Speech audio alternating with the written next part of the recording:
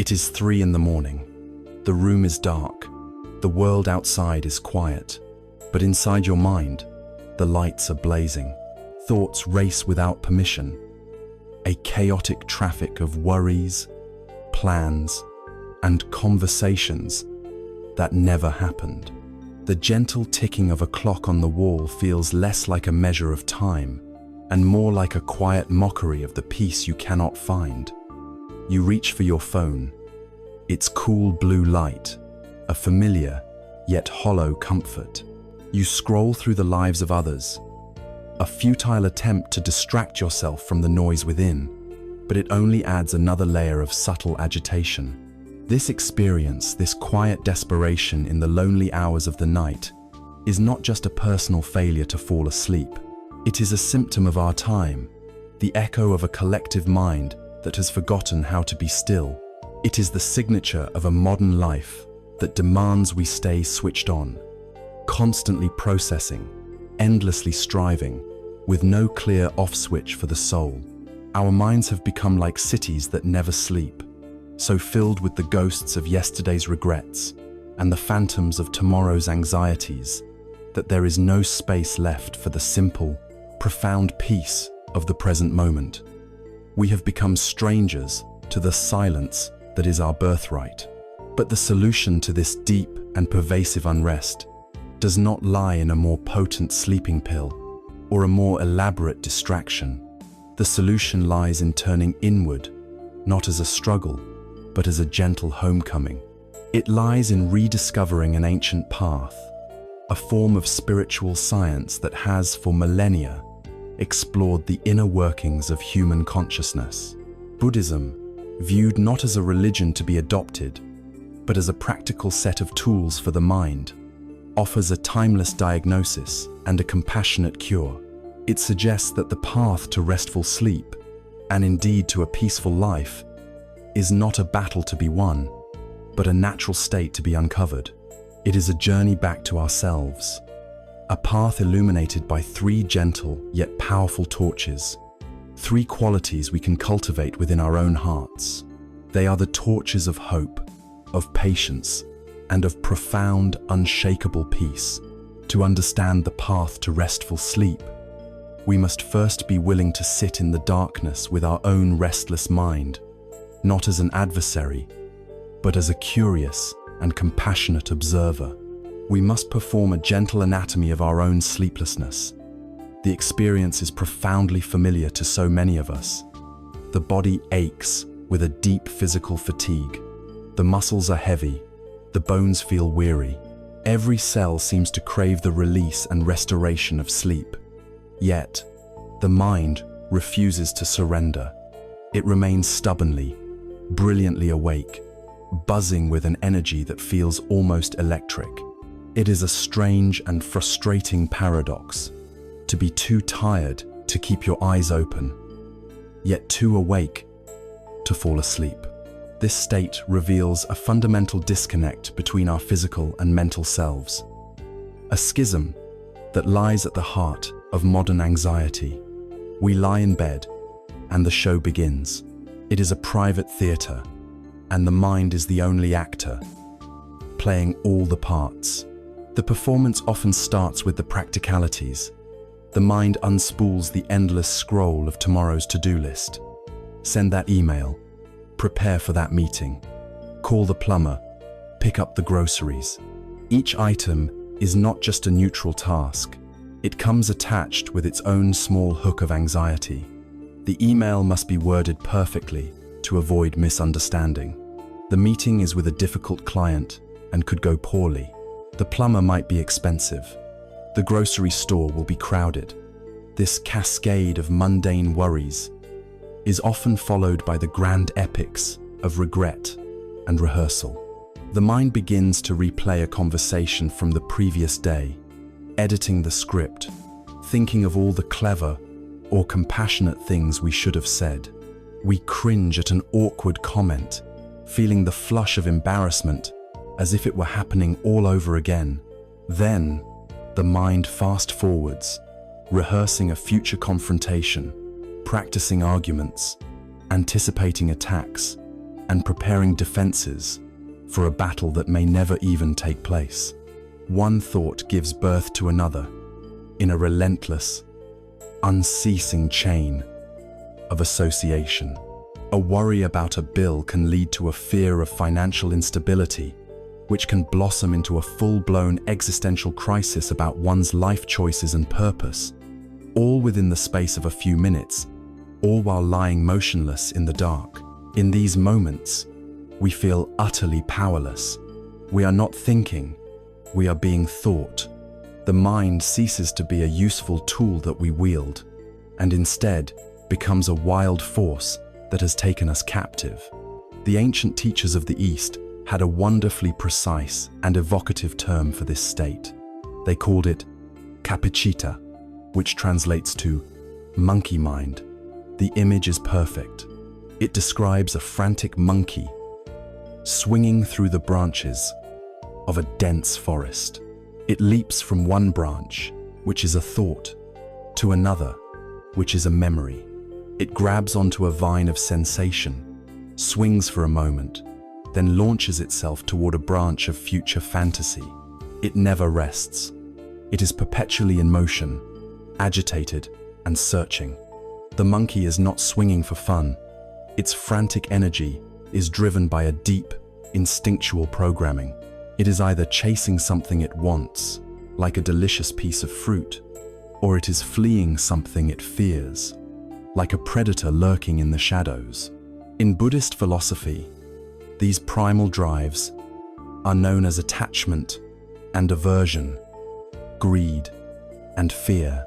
Our mind, like the monkey, is constantly grasping for pleasure, for security, for validation, while simultaneously pushing away pain, discomfort, and uncertainty. This internal drama, this constant chase and escape, creates a state of high alert. A mind in this condition cannot possibly settle down. It cannot enter the state of profound vulnerability and surrender that is required for sleep. Sleep is an act of trust, and the monkey mind is pathologically distrustful. It believes it must stay vigilant, that if it lets its guard down for even a moment, something terrible will happen. And so it swings relentlessly through the long hours of the night, leaving us as the exhausted observers of its chaos. This brings us to a crucial distinction: the difference between physical fatigue and mental exhaustion. You can spend a day engaged in hard physical labor, hiking a mountain or working in a garden, and your body will send an undeniable signal for rest. Sleep in this case is often deep, immediate, and restorative. The mind, having been focused on the present moment reality of physical tasks, is quiet. But you can also spend a day sitting perfectly still at a desk, embroiled in complex problems, navigating difficult social dynamics, and consuming a constant stream of digital information. At the end of such a day, your body may not be tired at all, but your mind is utterly depleted. This is mental exhaustion. It is the specific byproduct of a life lived more in the head than in the body. Our modern world is an engine designed to produce this state. We are bombarded with more information in a single day than our ancestors might have encountered in a year. Our nervous systems, which evolved for a much simpler environment, are perpetually overstimulated, kept in a low-grade state of fight or flight. This creates the central paradox of modern sleeplessness. We are too mentally exhausted to live with full presence and energy, but our nervous systems are too agitated and wired to allow for proper rest. We are caught in a limbo of fatigue, a gray zone between waking and sleeping. This is why it is so important to reframe our understanding of what sleeplessness actually is. We tend to see it as the enemy, as the problem itself. We declare war on it. We fight it. We resent it. We become anxious about our anxiety. But in the light of Buddhist wisdom, sleeplessness is not the disease. It is a symptom. It is a messenger. It is like the check engine light on the dashboard of a car. When that light comes on, a wise driver does not get angry at the light and try to smash it. They do not put a piece of black tape over it to pretend it isn't there. They understand the light is not the problem. It is simply a signal that something under the hood needs attention. Sleeplessness is our internal check engine light. It is a compassionate message from our own deeper consciousness, telling us that something in our life, or more specifically, in our relationship with our own mind, is out of balance. The message is simple. The way you are living and thinking during the day is creating a mind that cannot be at peace at night. When we can see it this way, the entire dynamic changes. The goal is no longer to silence the messenger, to force ourselves to sleep. The goal becomes listening to the message, to gently and curiously look under the hood of our own consciousness. This shift from fighting to listening, from aversion to acceptance, is the first and most critical step toward healing. There is a beautiful story that illustrates this principle perfectly. A man wanted to see the pristine reflection of the full moon in the lake beside his home.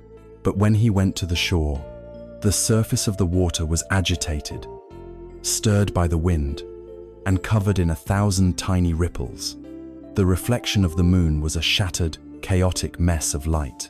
Frustrated, the man decided he would force the lake to be still. He waded into the water and began to slap at the ripples with the palms of his hands. He struck the surface again and again, trying to flatten it, trying to beat it into submission. But of course, his frantic actions only created more turbulence. The more he struggled, the more violent the waves became, and the reflection of the moon disappeared entirely. Exhausted and defeated, the man gave up. He waded back to the shore and simply sat down on the earth. He let his hands rest on his knees. He watched the agitated water without judgment. He felt the cool night air on his skin. He simply sat and he breathed. And as he sat in stillness, a funny thing happened. The lake, left to its own devices, began to calm itself. The ripples grew softer and smaller, and eventually they vanished. The surface of the water became as smooth and clear as a sheet of dark glass. And there, in the center of the lake, was the reflection of the moon, perfect, whole, and luminous. This man is each of us. The lake is our mind. The ripples are the ceaseless thoughts, worries, and fears. The perfect moon is the state of inner peace and deep rest that is our natural inheritance, and our desperate, nightly struggle to force the mind to be quiet, our internal monologue of, "I have to sleep," our anger and frustration with our own thinking, is nothing more than slapping at the water. It is an act of violence against ourselves that only creates more agitation. The story teaches us a profound truth. We cannot force the mind into stillness. Peace is not something we achieve through effort and control. It is something that arises naturally when we stop struggling. The first step on this path, therefore, is to simply withdraw our hands. It is to learn to sit by the shore of our own mind and to allow the waters to be as they are, with the radical trust that if we simply stop disturbing them, they will, in their own time, find their own way back to stillness. We have now sat with the restless mind and observed its nature. But to truly help it find peace, we must look deeper. We must ask, what are the winds that are stirring the waters in the first place? We must turn our attention to the powerful currents that flow just beneath the surface, the ghosts of yesterday and the phantoms of tomorrow. If the restless mind is a monkey swinging through the trees, its movement is not entirely random. It swings with purpose, pulled by the gravity of two powerful, invisible forces. It swings backwards, into the shadowy forests of the past, and it swings forwards into the misty, unformed landscapes of the future. These two realms, the home of the ghosts of yesterday and the phantoms of tomorrow, are the source of the winds that constantly disturb the quiet lake of our consciousness. To find peace at night, we must first understand why our mind insists on living anywhere but here, and why it clings so tightly to that which is no longer real and that which is not yet born. Our journey into the anatomy of sleeplessness must now take us into the heart of memory and imagination, the twin architects of our anxiety. Let us first look at the ghosts of yesterday. This is the realm of rumination and regret. Rumination is a telling word. It describes the process of chewing on something over and over again, bringing it back up only to grind it down once more. This is precisely what the mind does with past events. It replays a mistake we made at work, an unkind word we spoke to a loved one, or an embarrassing moment from years ago. The memory arises, and with it comes the familiar, sickening lurch of shame or guilt. The mind, believing it is solving a problem, begins to analyze it from every angle. It dissects the event, searching for a different choice we could have made, a different path we could have taken. This process feels productive, as if we are learning a valuable lesson, but more often than not, it is a form of self-punishment in disguise. We are not learning. We are re-inflicting the original pain upon ourselves, again and again. The past, in reality, is nothing more than a collection of memories, electrical and chemical imprints in the brain. It has no inherent power over us, yet we give it life. We allow the ghost of a past failure to haunt the bedroom, whispering that we are not good enough. We allow the ghost of an old hurt, an injustice done to us, to fill us with a righteous anger that burns away our peace. We cling to the ghost of a golden age, a time when things were better, which only serves to make the present moment feel empty and insufficient. This attachment to the past, this insistence on reliving what is gone, binds us to a cycle of suffering and keeps the mind too agitated for the gentle surrender of sleep. Then, there are the phantoms of tomorrow. If the past is a realm of regret, the future is a realm of anxiety. The future, by its very nature, is a complete unknown. It does not exist except as a projection of our own mind. And what does our mind project? More often than not, it projects fear. This is the land of what if. What if I lose my job? What if I get sick? What if my children are not safe? What if I fail the exam? The mind constructs elaborate, detailed scenarios of disaster.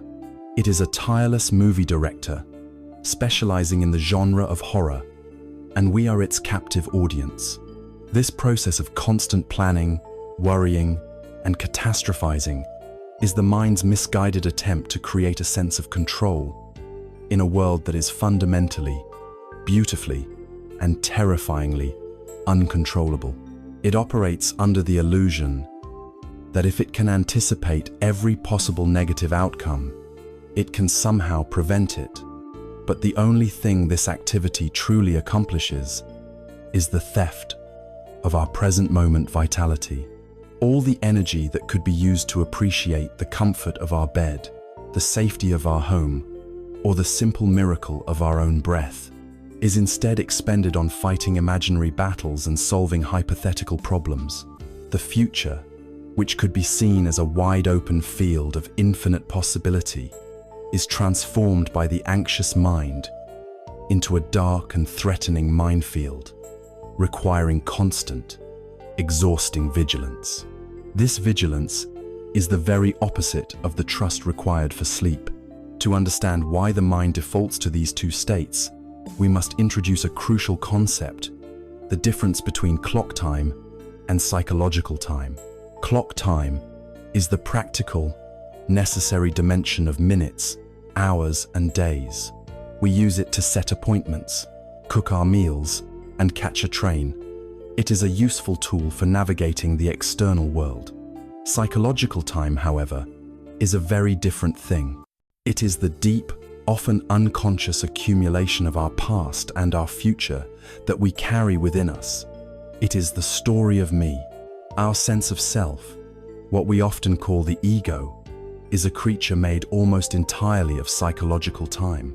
The ego defines itself by its past, by the story of its wounds, its accomplishments, its grievances, and its triumphs. I am the person who survived that difficult childhood. I am the person who achieved that degree. I am the person who was wronged in that relationship. Simultaneously, the ego projects itself into the future to ensure its continuity.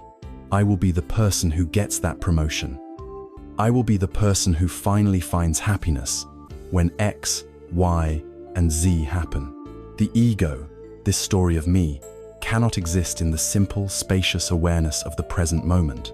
The pure now is a threat to the ego, because in the raw sensory experience of this moment, there is no problem to solve, no story to maintain. The ego needs problems and stories to feel real. Therefore, the mind, as the servant of the ego, constantly flees the present, seeking refuge in the familiar narratives of the past or the anxious projections of the future. This is its home turf. The burden of carrying this psychological time is immense. It is the source of all our inner heaviness, the invisible weight that presses down on our chest when we are trying to find rest. Imagine a traveler walking along a beautiful, sun-dappled path. The air is sweet, the birds are singing, and the scenery is breathtaking. But the traveler cannot appreciate any of it.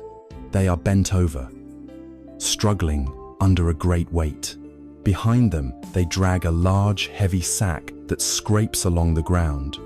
This sack is filled with stones of every shape and size. There is a heavy boulder of a past betrayal, a collection of sharp-edged rocks representing every foolish mistake, and a gritty sand of countless tiny regrets. This is the burden of yesterday. Clutched tightly to their chest, they carry another large sack, so full it obscures their view of the path ahead. This second sack is not filled with heavy stones, but with an endless supply of intricate maps, contingency plans, emergency rations, and tools for every conceivable disaster. This is the burden of tomorrow. The traveler is so utterly consumed with dragging the weight of the past and managing the anxieties of the future that they are completely blind to the present. They do not feel the solid earth beneath their feet. They do not see the wildflowers blooming by the side of the path.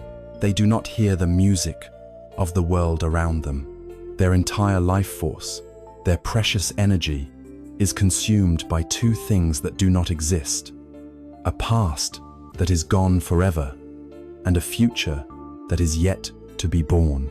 The only way for this traveler to find relief, to walk lightly and joyfully, is to have the courage to put down the bags. For us, putting down the bags does not require a grand gesture. It is a simple, subtle, and profound shift of attention.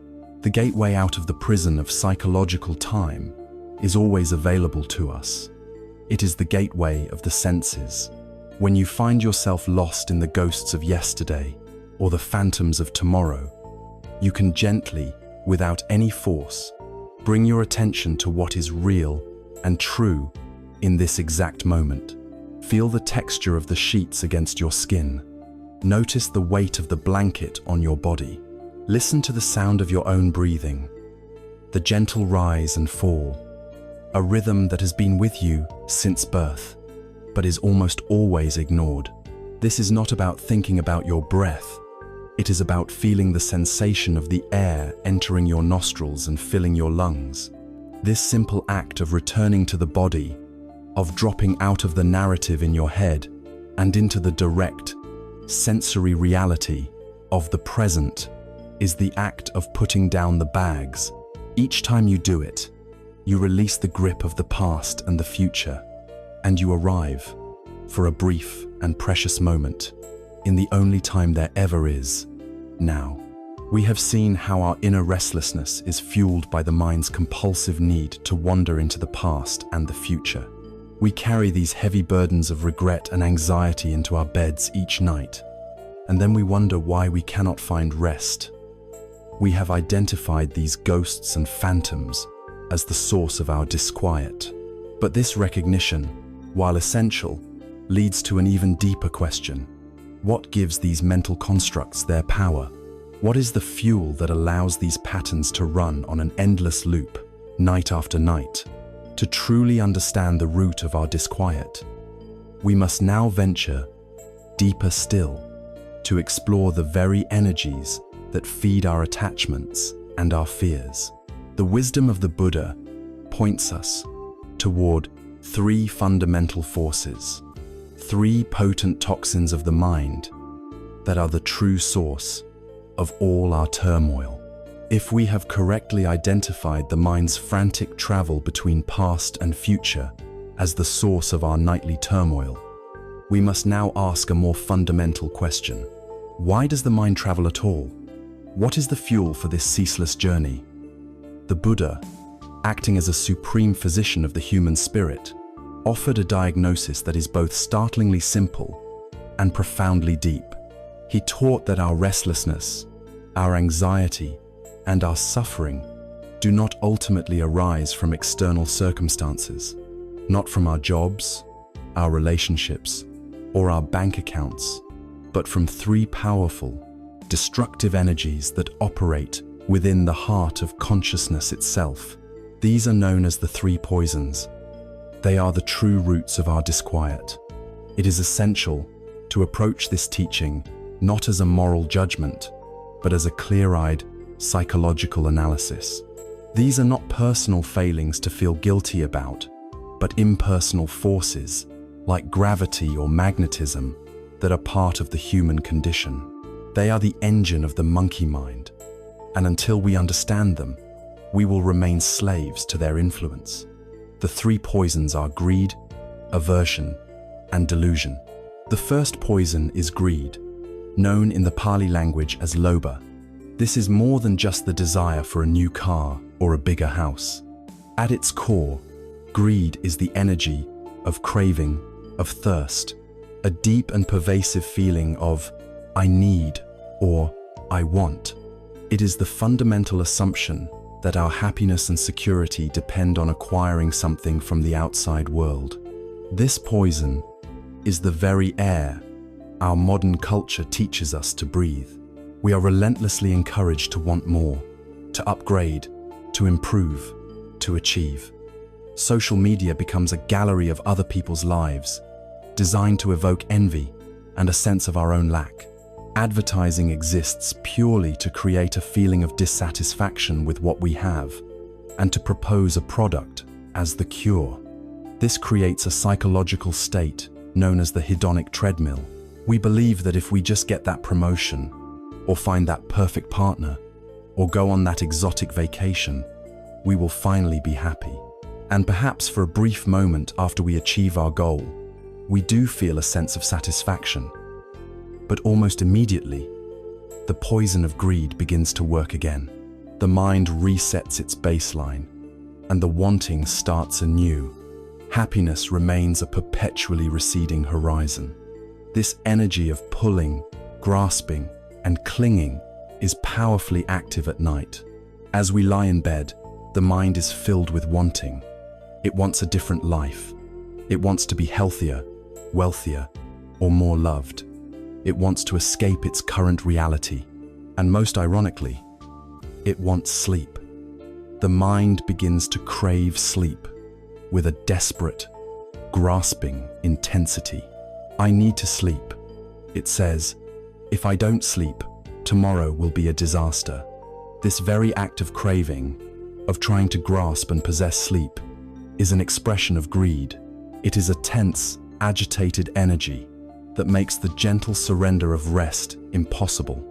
Greed ensures the mind is never content, never at peace with what is. The second poison is aversion, or dvesha. This is the equal and opposite energy to greed. If greed is the force of pulling things toward us, aversion is the force of pushing things away. It is the energy of, I don't want this. Its expression ranges from the subtlest forms of irritation and annoyance to the blazing intensity of hatred and rage. Aversion arises whenever reality does not conform to our desires. We don't want this traffic jam. We don't want this critical feedback from our boss. We don't want this physical pain in our body. We don't want to feel sad or anxious. Aversion is the energy of resistance, of conflict, of declaring war on the present moment. It is the fist clenched in anger, the jaw tight with resentment, the heart closed off in judgment. This poison is a potent stimulant, flooding our system with the stress hormones of the fight or flight response. It is an exhausting state of internal warfare, and it is a primary cause of sleeplessness. Lying in the dark, the mind finds 1,000 things to push away. We feel aversion towards the sound of a distant siren, the breathing of our partner, or the heat of the room. We feel a deep aversion towards a difficult situation in our life that we feel powerless to change. Most acutely, we feel aversion towards the very state of being awake. We become angry at our own inability to sleep. We get frustrated with our own mind, treating it as an enemy to be conquered. Why won't you just shut up? We scream internally. This anger, this resistance, is pure aversion. It is like pouring gasoline on the fire of our anxiety. It creates a state of internal tension and conflict that makes the deep relaxation of sleep utterly unattainable. Aversion ensures that the mind is always at war with its own experience. The third and most fundamental poison is delusion, or moha. This is the deepest root, the fertile soil from which the toxic plants of greed and aversion grow. Delusion does not mean stupidity or a lack of factual knowledge. A person can have multiple PhDs and still be deeply caught in delusion. In the Buddhist sense, delusion means ignorance, a profound blindness to the true nature of reality. It is a fundamental misperception of who we are and how the world works. What is this misperception? It is the failure to see three essential truths about existence, known as the 3 marks of existence. The first is that everything is impermanent, anicca. Nothing stays the same. Everything is in a constant state of flux. The second is that there is no fixed, solid, independent self, anatta. What we call me is not a static entity, but an ever-changing process of thoughts, feelings, and sensations. The third is that clinging to impermanent things and experiences as if they are solid and can provide lasting happiness to a non-existent solid self inevitably leads to suffering and unsatisfactoriness, dukkha. Delusion is the fog that prevents us from seeing these truths. Because we are deluded, we believe we are a permanent, solid me. And because we believe in this separate self, we are driven to protect and enhance it. This gives rise to greed, the desire for experiences and things that will make me feel good and secure. And it gives rise to aversion, pushing away of experiences and things that threaten me or make me feel bad. Delusion is the core misunderstanding. It is the blindness that causes the monkey mind to chase the fruit of pleasure and flee the predator of pain, without realizing that both the fruit and the predator are fleeting illusions. It is the foundational confusion that powers the entire cycle of restlessness. There is a powerful parable in the Lotus Sutra that vividly illustrates the interplay of these 3 poisons. A wealthy man returns to his large estate to find that his house, a grand but old wooden mansion, is on fire. The flames are licking at the single doorway, and he is horrified to realize that his beloved children are still inside, so absorbed in their games that they are oblivious to the deadly peril surrounding them. He stands at the door and shouts, "Children, come out! The house is burning down." But the children are lost in their own worlds. One child has a set of beautiful, intricate toys. Seeing the flames, his first thought is not of his own safety, but of saving his prized possessions. He runs deeper into the burning house to gather them, refusing to leave them behind. This is greed, clinging to worldly things, even when our very existence is at stake. Another child, seeing the fire consuming the walls, becomes enraged. He shakes his little fist at the flames, screaming at them to go away. He is so consumed by his futile battle against the fire that he doesn't think to escape. This is aversion, wasting precious energy by fighting against a reality we cannot change. All the children, in their own way, fail to grasp the true, mortal danger of their situation. They do not understand that the house, their world, is impermanent and collapsing. They see the fire as an interesting distraction or an annoyance, not as a force that will surely destroy them. This is delusion, the fundamental ignorance of our predicament. We are these children. The burning house is our world of impermanence and suffering. We spend our precious lives, even in the quiet of the night, chasing our toys of pleasure and fighting the fires of our displeasure, all because we are deluded about the true nature of our situation. This ignorance keeps us trapped inside the burning building, fueling our own anxiety. These three poisons, greed, aversion, and delusion, are not distant philosophical concepts. They are the very texture of our restless thoughts. They are the energy of wanting things to be different, the energy of resisting what is, and the underlying confusion that drives it all. They are the winds that churn the lake of the mind, ensuring that the clear reflection of peace is never seen. To recognize these poisons operating within us, not with judgment or self-criticism, but with the clear, steady gaze of mindfulness, is the beginning of wisdom. It is not a cause for despair, but a moment of profound empowerment. For only when a physician has correctly diagnosed the illness can they begin to prescribe the cure. By identifying these poisons, we can start the process of seeking their antidotes.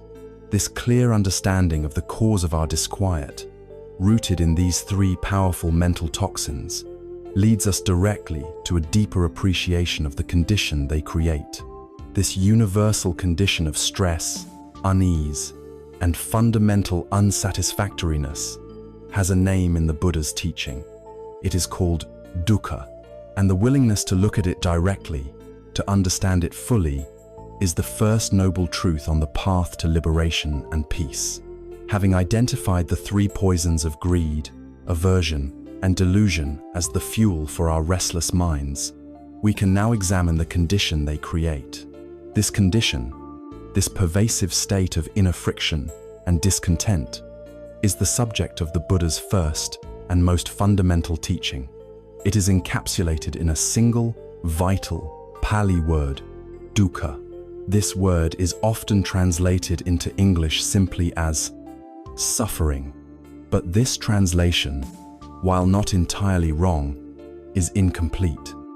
It fails to capture the subtlety and scope of the Buddha's diagnosis.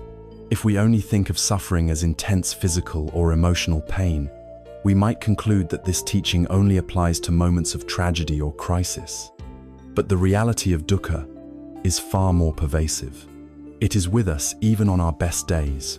A more accurate and helpful spectrum of translations would include stress, unease, unsatisfactoriness, and a fundamental sense of discontent. Dukkha is the inherent friction that arises when a mind conditioned by the three poisons grinds against the reality of an ever-changing world. It is the baseline hum of anxiety beneath the surface of modern life. To fully understand the nature of our sleeplessness, we must understand dukkha not as a dramatic event, but as the very atmosphere we breathe. The Buddha, like a master physician, classified this condition into three distinct, though interrelated types. The first type is the most obvious, dukkha dukkha, the suffering of suffering. This is the raw, undeniable pain of existence that all of us recognize and seek to avoid. It is the pain of a migraine headache, the agony of a serious injury, the chronic ache of an aging body. It is the emotional anguish of losing a loved one, the sharp sting of betrayal, the despair of depression. It encompasses the great and small miseries of life, the frustration of failure, the fear of poverty, the sting of harsh words, the sorrow of separation. This is the ouch of life.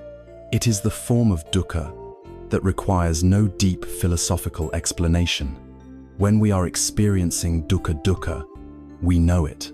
Our entire being rebels against it, and our mind races, seeking escape, seeking a solution, generating the intense aversion and fear that keeps us awake at night, staring into the darkness, trapped in our pain. While this form of suffering is real and significant, it is only the tip of the iceberg.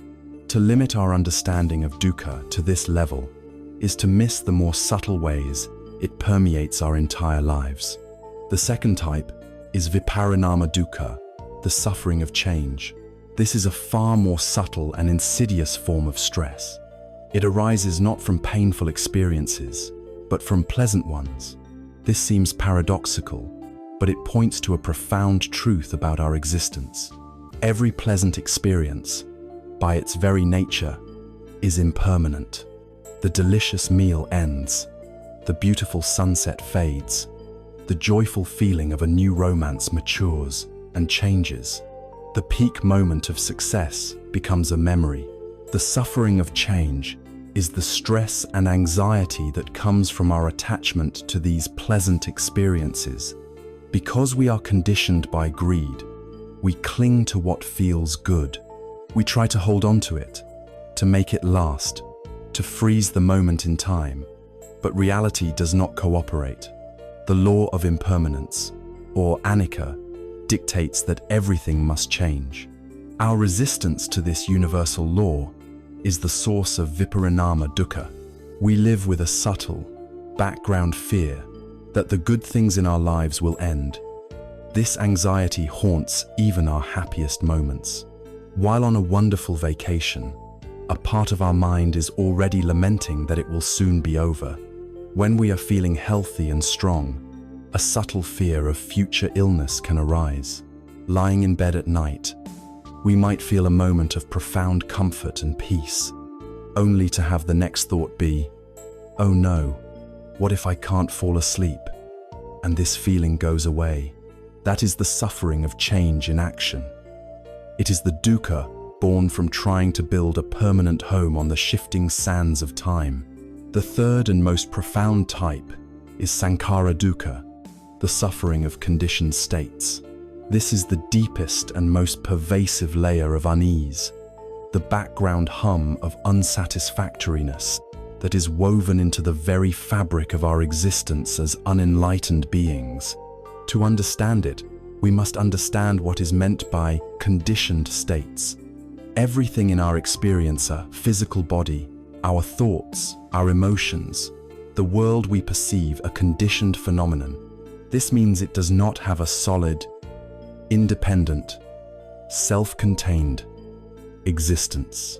It arises dependent upon other causes and conditions.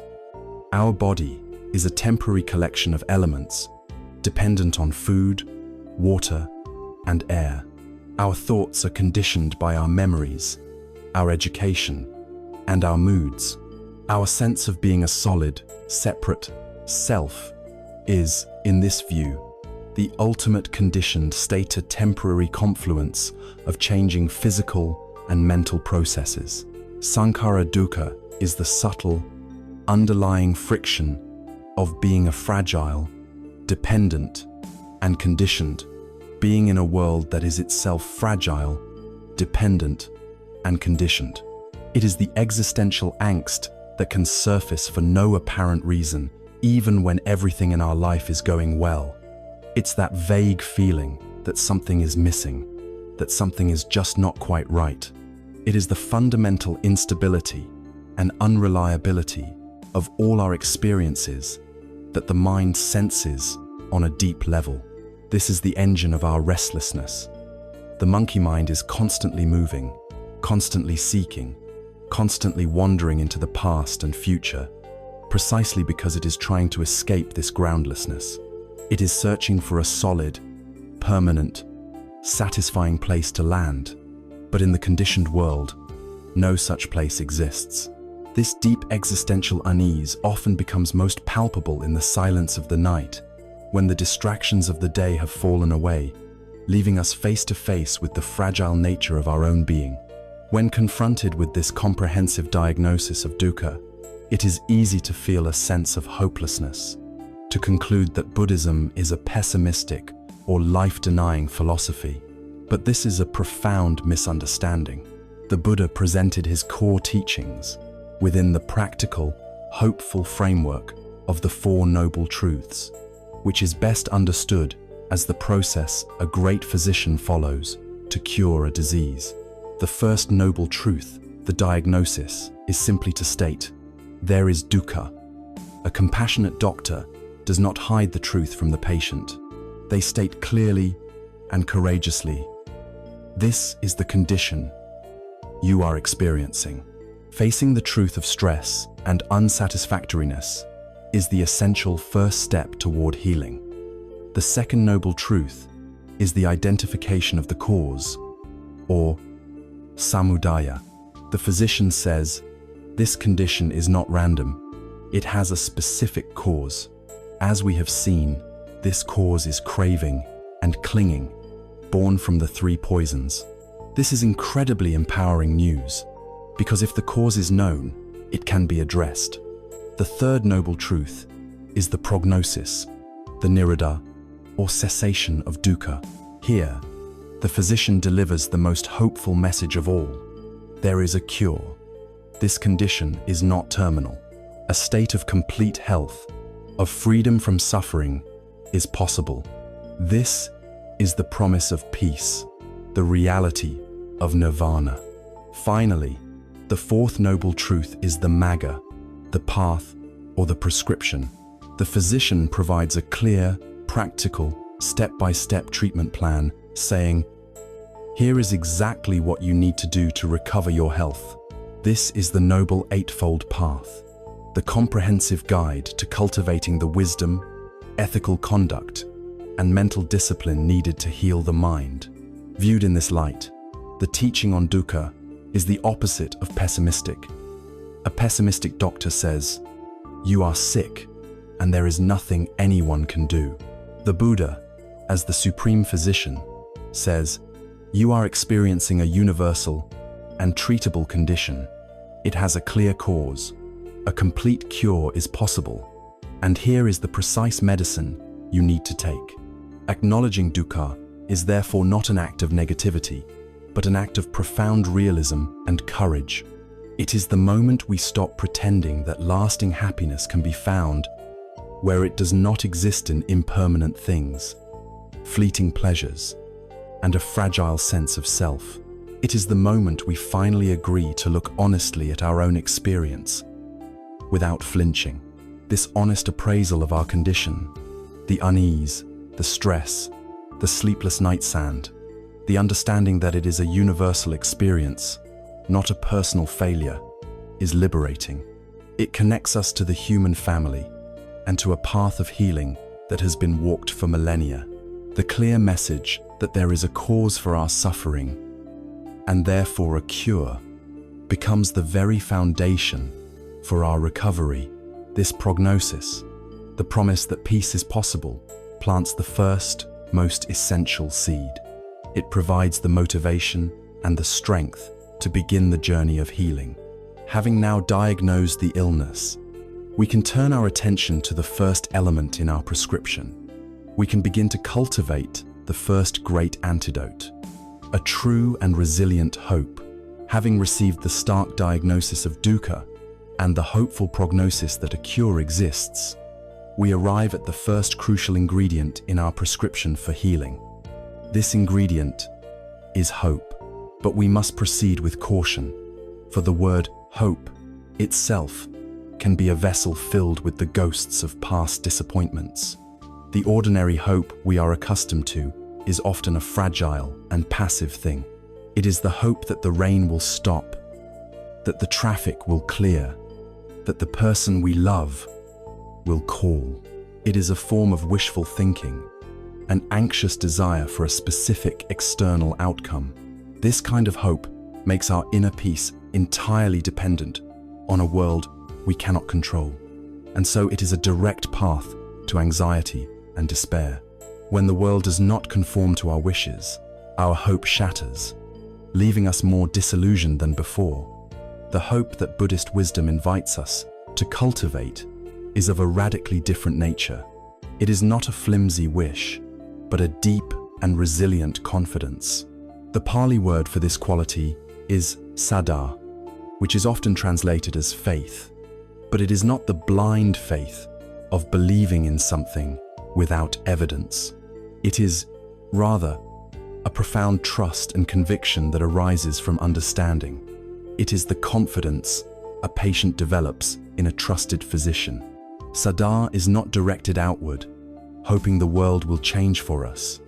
It is directed inward as a steady faith in our own capacity for transformation. This is the first great antidote to the despair that fuels our sleepless nights. This true hope, this Saddhā, has two primary facets. The first is a growing confidence in the path itself, the Dharma. Let us return to the analogy of the great physician.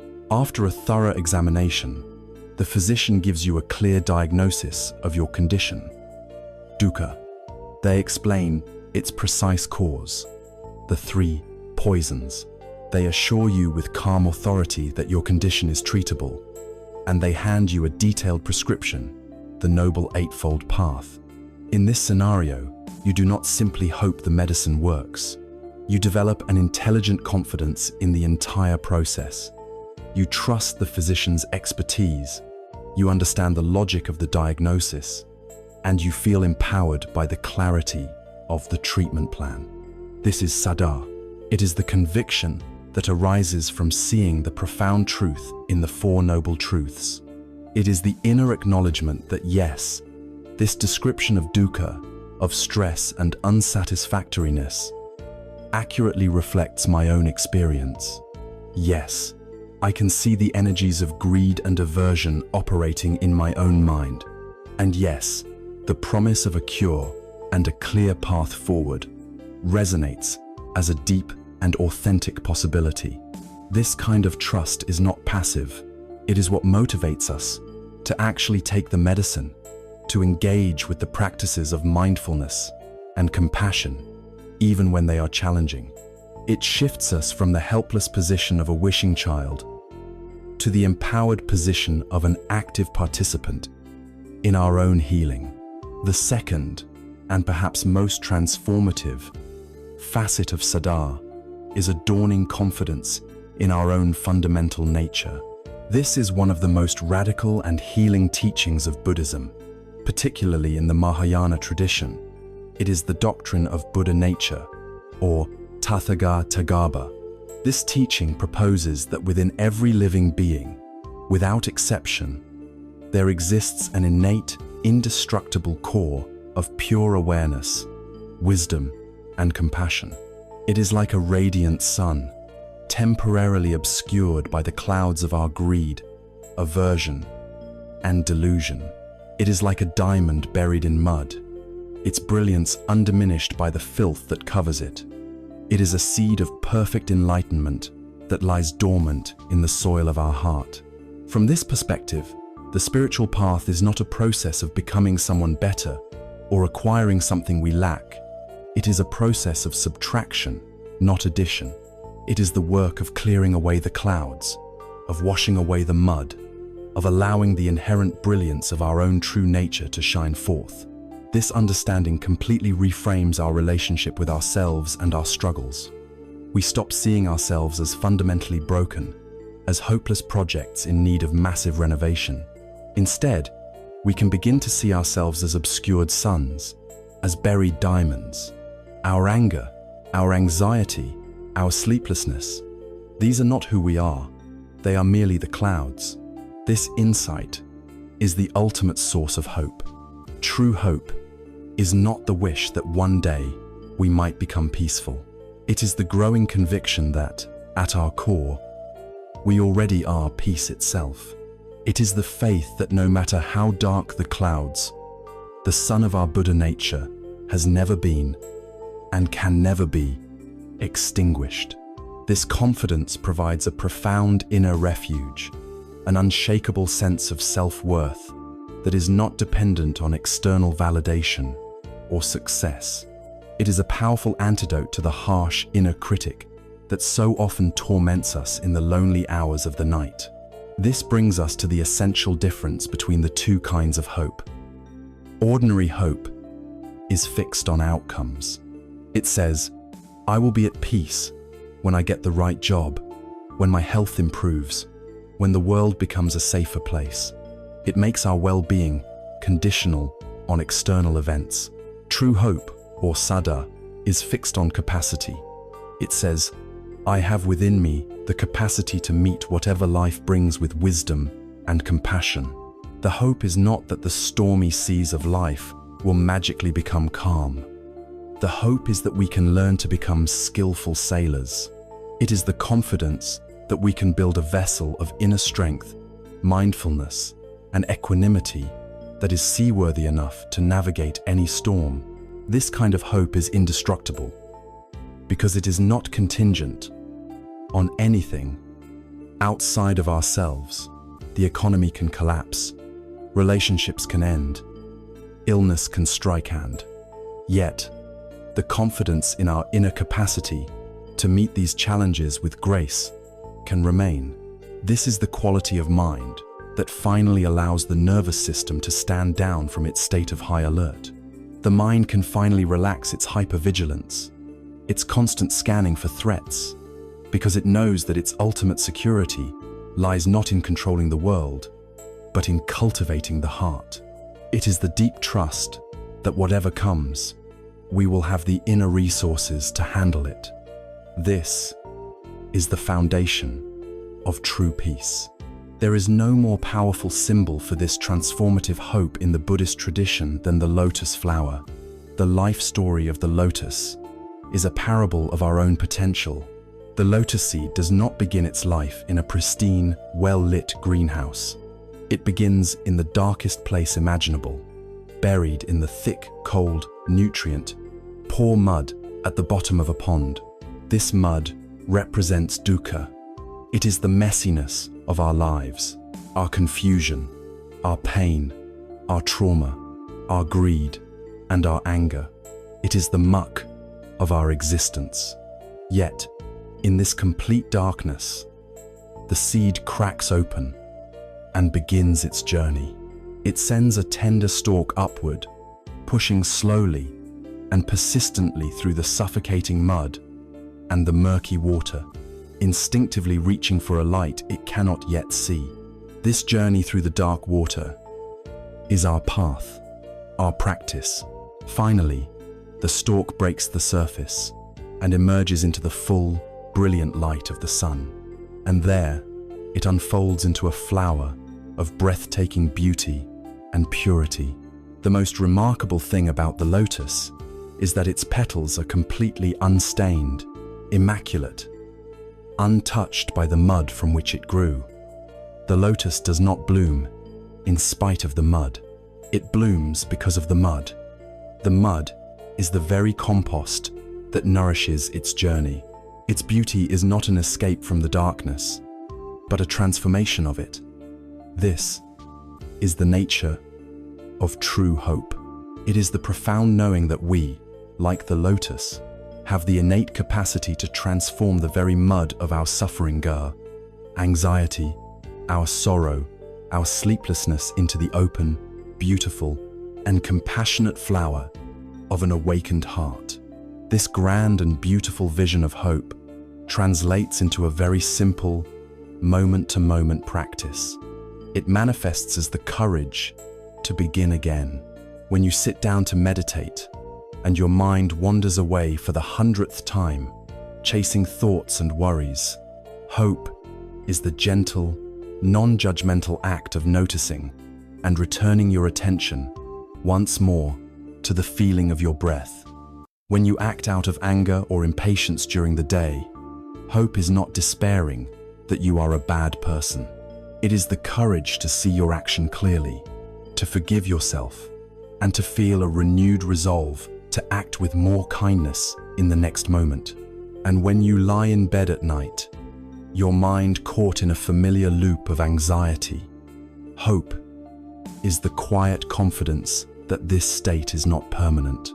It is the ability to remember that you can gently unhook from the storyline and return to the simple, physical sensation of your body resting in bed. Hope, in this sense, is not a passive feeling, but an active choice. It is the steady, quiet, and resilient decision to trust in the path and to trust in the sun-like nature of our own heart. This hope is the bedrock upon which we can build a life of peace. But this bedrock does not form out of thin air. It must be laid, stone by stone, through our own intentional actions. Our hope needs to be nurtured, and the soil in which it grows best is a mind that has been cultivated through wholesome and generous deeds. The hope that we have spoken of, the deep and abiding confidence known as Saddhā, is not a state that we can simply will into existence through positive thinking. It is not a magical charm to be recited against the darkness. True hope is not a starting point, but a destination. It is the natural flowering of a mind that has been intentionally and patiently cultivated. It is the consequence of a certain way of living, a way of being in the world that is aligned with the principles of healing and wisdom. If we wish to cultivate a mind where hope can flourish, a heart resilient enough to hold the sorrows of the world without breaking, we must become active gardeners of our own consciousness. We must learn how to prepare the soil, what seeds to plant, and how to tend the garden. The fundamental principle that governs this entire process, the natural law of spiritual agriculture, is the law of karma.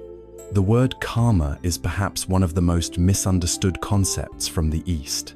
In the popular Western imagination, it is often seen as a mystical system of cosmic justice, a sort of supernatural police force that doles out rewards and punishments for our actions. It is frequently confused with fate or predestination, the idea that our lives are predetermined by events in a distant past, leaving us powerless in the present. This interpretation is not only inaccurate, but it completely misses the profound and empowering essence of the Buddha's teaching. The word karma in Sanskrit, or karma in Pali, literally means action. That is all. The law of karma is simply the law of cause and effect as it applies to our intentional actions. It is no more mystical than the law of gravity. If you release an apple from your hand, it will fall to the ground. This is not a reward or a punishment. It is the natural result of the action of letting go in a gravitational field. Similarly, the law of karma states that our intentional actions have natural and predictable consequences that shape our experience of life. It is not a doctrine of fatalism. It is the ultimate doctrine of free will and personal responsibility. It places the power and the potential for our happiness and our liberation squarely in our own hands. The absolute key to understanding karma is the concept of cetana, a Pali word that translates to intention, volition, or will. The Buddha made this unequivocally clear when he said, "It is intention, monks, that I call karma, for having intended, one performs an action by body, speech, or mind." This is a revolutionary statement.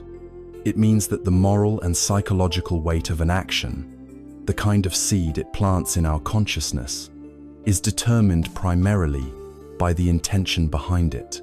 The physical act of a surgeon cutting into a patient's body with a scalpel may look similar to the act of an assailant cutting a victim with a knife, but the intentions are worlds apart. One is rooted in a desire to heal and alleviate suffering, a wholesome intention. The other is rooted in a desire to harm and cause suffering, an unwholesome intention. According to the law of karma, these two actions, though physically similar, will produce vastly different results for the person performing them. Every action we perform with a clear intention, whether it is a physical act, a word spoken aloud, or even a silent thought, cherished in the mind, leaves a subtle imprint, a trace, a seed in our stream of consciousness.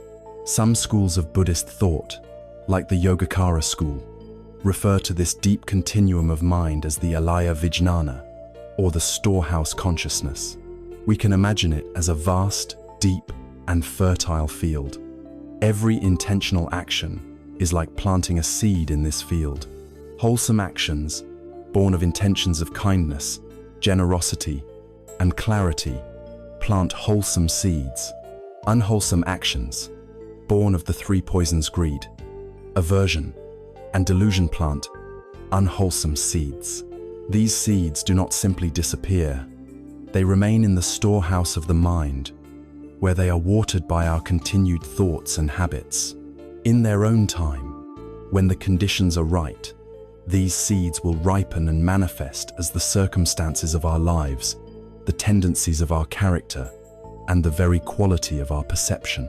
The constant irritation we feel in traffic today might be the ripening of seeds of impatience we planted yesterday.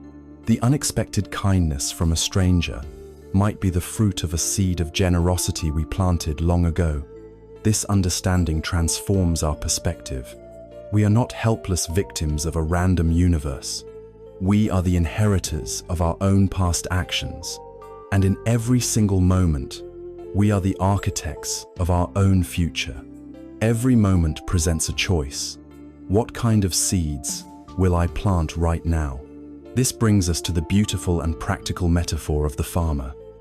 Our mind is the field, our will, our intention is our hand, our actions are the seeds. A wise farmer knows that he cannot plant thorns and expect to harvest grapes. He cannot sow weeds and expect to gather a crop of nourishing rice. The harvest is always in accordance with the seed. In the same way, if we spend our days planting seeds of anger, resentment, jealousy, and grasping, we cannot possibly expect to lie down at night and harvest a field of peace. The mind at night will simply be the flowering of the seeds we have cultivated during the day. It will be a thorny, weedy, and inhospitable place.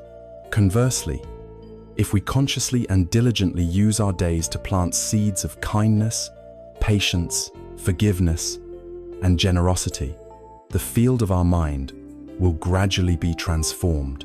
The harvest will be one of inner calm, contentment, and a natural sense of well-being. This is not a matter of belief or divine intervention. It is a matter of psychological conditioning. When we perform a generous act, we are not just helping another person. We are training our own mind in the art of letting go.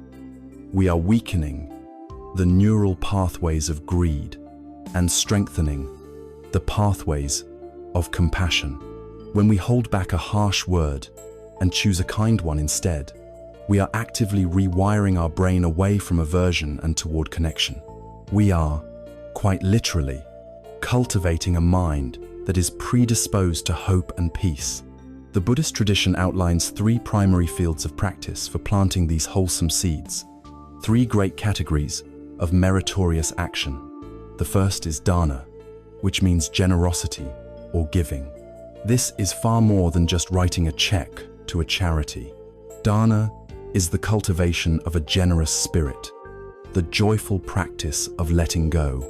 It can take many forms. There is the giving of material things like food, clothing, or money to those in need. There is the giving of our time and energy, volunteering to help a cause, or simply listening deeply to a friend in distress. There is the giving of fearlessness, which means protecting others from harm and creating environments of safety. And there is the highest form of giving, the giving of the Dharma, sharing the wisdom that leads to the cessation of suffering. The act of giving is the direct and most powerful antidote to the poison of greed. Greed is an energy of contraction, of closing the fist, of holding on tightly. Generosity is an energy of expansion, of opening the hand, of releasing. Each act of selfless giving proves something vital to our own subconscious mind. It proves that happiness can be found in letting go, not just in acquiring. This experience of joy, or piti, that arises from a pure act of giving is a profoundly wholesome mental state. It nourishes the mind and builds a deep-seated confidence that the world is not a place of scarcity to be feared, but a place of connection and abundance. A mind conditioned by generosity is less fearful, less isolated, and more trusting, creating the perfect inner conditions for restful sleep. The second field of practice is sila, which translates to ethical conduct or morality. If dana is about actively doing good, sila is about intentionally refraining from causing harm. It forms the essential foundation upon which all other spiritual progress is built. A mind that is agitated by guilt, remorse, and shame cannot become calm and concentrated. Sila is the practice of purifying our actions of body and speech so that the mind has no cause for such agitation. The most common formulation of this practice is the 5 precepts, which are not divine commandments to be obeyed out of fear, but voluntary training principles that we undertake for our own and others' well-being. These are the commitments to refrain from killing or causing harm to living beings, to refrain from taking what is not freely given, to refrain from sexual misconduct that harms ourselves or others, to refrain from false speech, including lying, slander, and harsh words, and to refrain from intoxicants that cloud the mind and lead to heedlessness. Living by these principles brings an incredible gift, a gift the Buddha called the bliss of blamelessness. When you can lie down in bed at the end of the day and review your actions and know with certainty that you have not intentionally harmed any living being, a profound sense of peace and self-respect arises. Your conscience is clear. A clear conscience is the softest pillow. So much of our nightly anxiety stems from replaying our transgressions, feeling shame for a lie we told, or guilt for a harsh word we spoke. The practice of sila systematically removes these causes of restlessness, calming the waters of the mind at their very source. The third and most direct field of practice is bhavana, or mental cultivation. This encompasses all forms of meditation. While dana and sila create wholesome mental states as a byproduct of our actions in the world, bhavana is the practice of working directly with the mind itself. It is taking the farmer metaphor to its ultimate expression. We are not just planting seeds, but actively weeding, tilling, watering, and fertilizing the field of consciousness. This includes practices like mindfulness of breathing, anapanasati, where we cultivate calm and focus by anchoring our attention to the breath. It also includes practices like the development of loving kindness or metta bhavana, where we systematically plant seeds of boundless, unconditional goodwill in our hearts, first for ourselves, and then for all other beings. These practices, which will be explored in greater detail later, are the most potent form of karmic cultivation. They directly confront and transform the three poisons at their root. Mindfulness helps us to see our thoughts of greed and aversion as they arise. And in seeing them clearly, we are freed from the compulsion to act on them. Loving kindness directly dissolves the poison of aversion, replacing it with its antidote, compassion. Meditation is the inner work that purifies the mind, allowing its natural qualities of clarity and peace to emerge. When we engage in these three practices, generosity, ethical conduct, and mental cultivation, we create a powerful, positive feedback loop that nourishes and sustains hope. Each act of generosity brings a taste of joy. Each day lived ethically brings a taste of blameless peace. Each moment of successful meditation brings a taste of inner stillness. This is no longer a theory. It is our own direct, lived experience. We are gathering our own evidence that the path to peace is real, and that our actions have a direct and tangible effect on our well-being. This direct knowledge is what transforms a tentative hope into unshakable Saddhā, a deep confidence born of experience. The more we walk this path of wholesome action, the more we experience its positive results.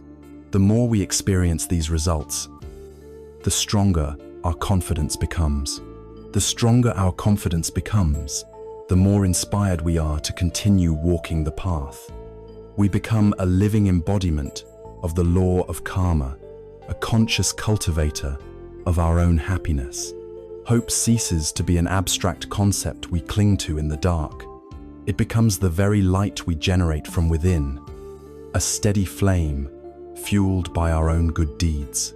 It is this self-generated, resilient hope that we must now carry with us, for it will serve as our essential lamp as we turn to face one of the most profound and challenging truths of our existence, the inescapable reality of impermanence. The hope we have carefully cultivated through wholesome action is not meant to be a fragile ornament, kept safe in a display case. It is meant to be a functional tool, a sturdy lantern to carry with us as we journey into the very heart of reality. Now, with the light of this hope held firmly in hand, we must be courageous enough to turn and face one of the most profound, challenging, and ultimately liberating truths of our existence. This is the universal law of impermanence. In the Pali language, this law is known as anicca. It is one of the three fundamental characteristics of all phenomenal reality, alongside dukkha, or unsatisfactoriness, and anatta, or not self.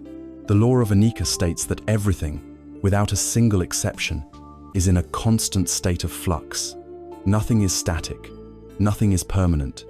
Everything that arises is destined to pass away. This truth is woven into every fiber of our lives. Our bodies are in a continuous process of change, aging from the moment we are born. Our thoughts are like clouds drifting across the sky, appearing for a moment and then dissolving into nothingness. Our emotions are like waves in the ocean, rising, cresting, and inevitably falling back into the depths. Our relationships evolve, our possessions decay, our jobs begin and end. Even the things we perceive as most solid and enduring, the great mountains, the vast oceans, the distant starsar, themselves subject to this inexorable law, participating in a cosmic dance of arising and ceasing over unfathomable stretches of time. Every single component of our experience, from the most subtle inner sensation to the grandest celestial body, is stamped with the signature of impermanence. For a mind conditioned by the three poisons, a mind that craves security and predictability, this truth is terrifying. The ego, our cherished sense of a solid and continuous self, feels profoundly threatened by anicca. It wants to build a permanent fortress on constantly shifting ground. We dedicate our lives to accumulating things, wealth, status, relationships, knowledges, if they will provide us with lasting security. We cling to our youth, our health, and our identities, desperately hoping to freeze them in time. The law of impermanence serves as a constant, unwelcome reminder that this entire project is doomed to fail. This underlying fear of loss is a primary source of our existential anxiety. It is the fear of our own bodies aging and failing us. It is the fear of losing the people we love. It is ultimately the fear of our own death. This is the suffering of change, the viparinama dukkha we spoke of earlier, seen now through the lens of its ultimate cause. When we lie awake at night and the distractions of the day have faded, the mind is often left alone with this deep existential dread. We are confronted with the fragile, fleeting nature of our own lives, and this confrontation can fuel a powerful current of anxiety that makes peace impossible. And yet, here we must perform a great pivot of perception, for this very same law that causes such profound fear is also the gateway to our ultimate liberation. The truth of impermanence is a double-edged sword, and if we learn to hold it with wisdom, it becomes the most powerful source of hope imaginable. If it is true that everything changes, then this law must also apply to our suffering. Our pain, whether physical or emotional, cannot last forever. Our grief, no matter how immense, is not a permanent state. Our darkest moods, our most terrifying anxieties, our most stubborn habits, they are all subject to the law of anicca. They too must change. When we are trapped in the throes of a difficult mental state, such as the panic of a sleepless night, the mind has a tendency to make it feel absolute and eternal. It whispers a convincing and terrifying lie. You will always feel this way. This anxiety will never end. The wisdom of impermanence is the sharp blade that cuts through this lie. It gently but firmly reminds us, this too shall pass. This simple phrase is not a platitude. It is a statement of cosmic law. Impermanence is the principle that guarantees that we are never truly stuck. It is the universal law that makes transformation, growth, and healing possible. If things were permanent, a person who made a mistake would be forever defined by that mistake. An enemy could never become a friend. A mind filled with anger could never become peaceful. The world would be a static, frozen prison. But because of anicca, change is always possible. In every moment, there is an opportunity for a new beginning. The clouds of our confusion can part to reveal the clear sky of our true nature. This is why impermanence, when properly understood, is not a pessimistic doctrine, but a profoundly optimistic one. It is the universe's guarantee that suffering is not a life sentence. It is the promise that liberation is possible for every single being. Hope, then, is not the wish that the law of impermanence might be suspended for our benefit. True hope is the embrace of impermanence as the very engine of our freedom. There is a story from the life of the Buddha that illustrates this truth with heartbreaking beauty. A young woman named Kshanti was blessed with a beautiful baby boy who was the center of her entire world. Tragically, the child fell ill and died while still an infant. Kshanti was consumed by a grief so powerful that it drove her to madness. Refusing to accept that her son was gone, she picked up his small body and carried him through her village, going from door to door, desperately begging for a medicine that could bring him back to life. Most villagers mocked her or turned her away, but one compassionate person saw her immense suffering and directed her to the one person who might be able to help.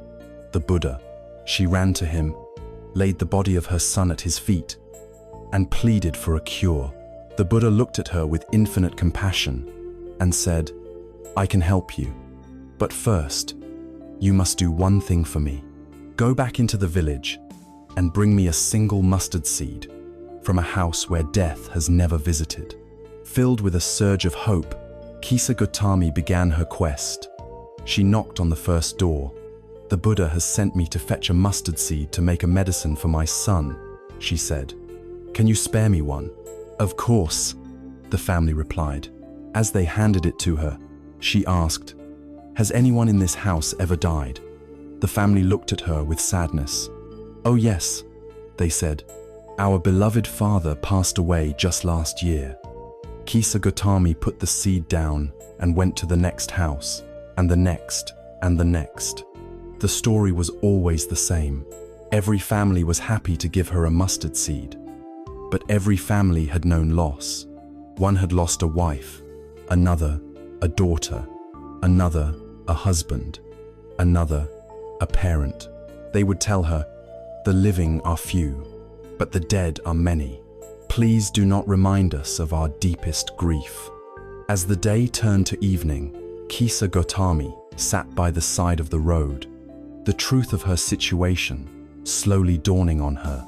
Her private, unbearable pain was not, in fact, private at all. It was the shared, universal experience of all human beings. The law of loss and death touches every single family, every single life. In that moment of profound realization, her frantic, grasping grief began to soften and dissolve, replaced by a deep and spacious sense of connection to all of humanity. She understood impermanence. She then took the body of her son to the cremation ground and returned to the Buddha, not for the medicine to revive the dead, but for the medicine of the Dharma that heals the living. We do not need to wait for a great tragedy to practice the wisdom of Kshanti. We can learn to contemplate impermanence in the small details of our everyday lives. We can watch a candle burn down, see the leaves change color in the autumn, or simply notice the way a cup of tea, once hot, inevitably becomes cold. Most powerfully, we can use the laboratory of our own mind. When you are lying in bed, unable to sleep, caught in a storm of anxious thoughts, you can apply this wisdom directly. Instead of struggling against the anxiety, you can gently note its presence. "Ah, here is the feeling of anxiety. I can feel it as a tightness in my chest and a rapid heartbeat. I know that this is a conditioned state. It has arisen due to causes, and because it is impermanent, it will eventually pass away." Instead of being caught in the content of a racing thought, you can observe its process. "Here is a thought about work. It is arising in my mind, and now it is passing." This practice of mindful observation creates a space between you and your experience. You are no longer the anxiety. You are the awareness that is watching the anxiety.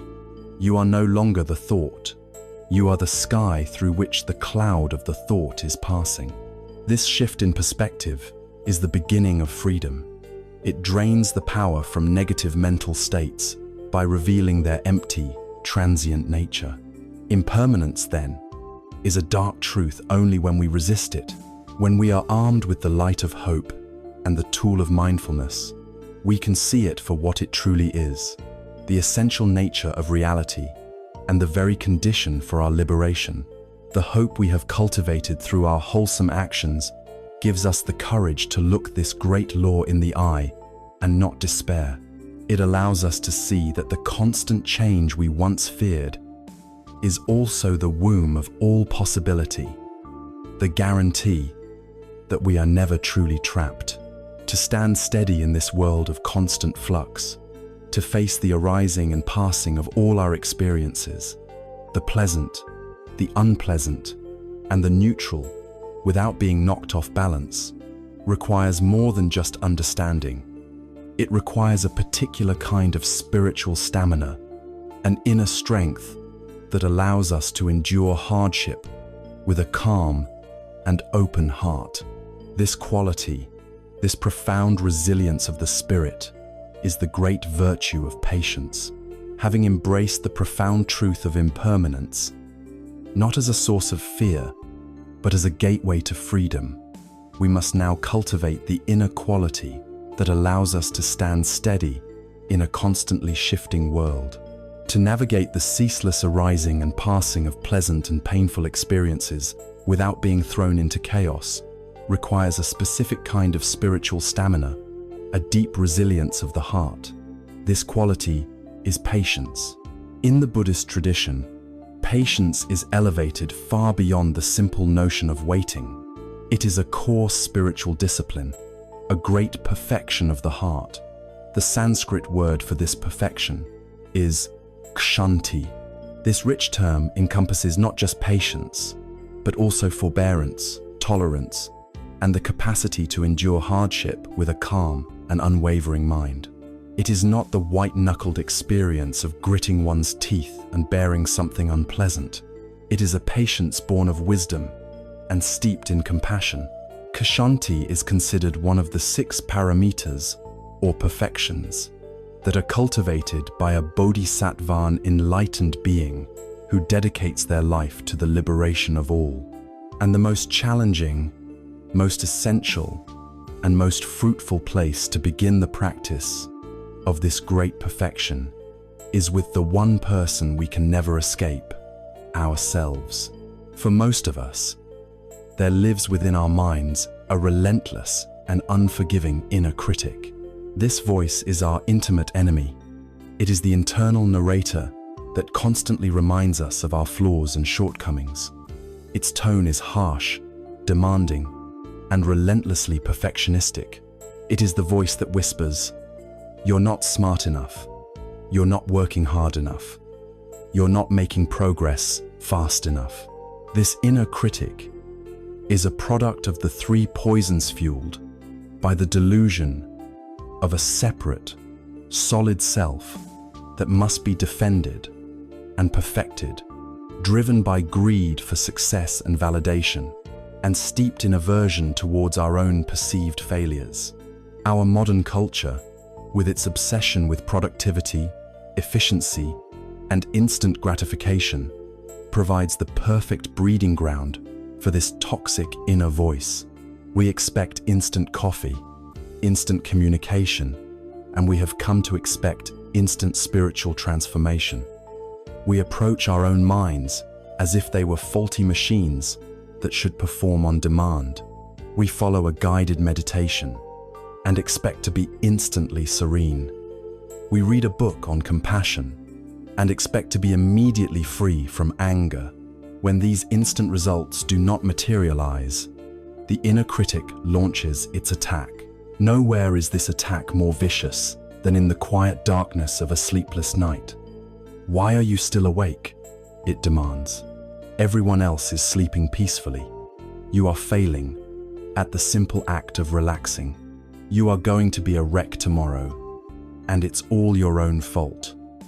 This internal tirade is a profound act of self-inflicted violence. It is pouring the poison of aversion directly into our own hearts, creating precisely the state of agitated anxiety that makes sleep impossible. The power of Kshanti is that it is the direct and specific antidote to this cruel inner critic. True patience, in its deepest sense, is compassion directed inward. It is the application of a gentle and forgiving heart to our own struggles. This patience arises from the wise understanding that our minds are not machines to be fixed, but gardens to be cultivated.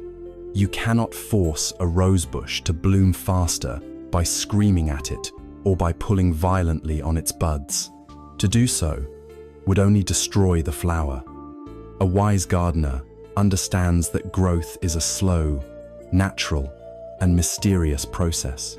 They can only provide the right conditions: fertile soil, water, and sunlight, and then they must wait with patient trust, allowing the plant to unfold in its own time. Our minds are exactly like this.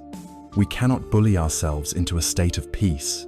We can only diligently provide the wholesome conditions practicing generosity, living ethically, and cultivating mindfulness, and then patiently, gently, allow the mind to settle. This patience is a radical act of kindness. It is giving ourselves permission to be imperfect. It is accepting that we are, and always will be, a work in progress.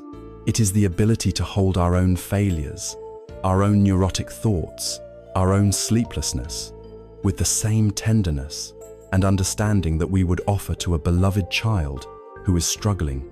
The story of the feared murderer Angulimala offers one of the most powerful illustrations of the necessity of this kind of patience. Angulimala was a terrifying figure who stalked the forests of ancient India, murdering travelers and collecting their fingers to wear as a gruesome garland. He was the embodiment of violence and hatred. Yet, one day, the Buddha walked calmly and fearlessly into his path. Through the power of his boundless compassion and profound wisdom, the Buddha was able to stop Angulimala's murderous rage and inspire in him a complete change of heart. Angulimala threw down his weapons, took refuge in the Buddha, and was ordained as a monk. But this dramatic conversion was not the end of his story. It was the beginning of his practice of Kshanti. Though his mind had been transformed, the karmic consequences of his past actions continued to ripen. When he would walk into a village for his daily alms round, people who recognized him would scream in terror and anger.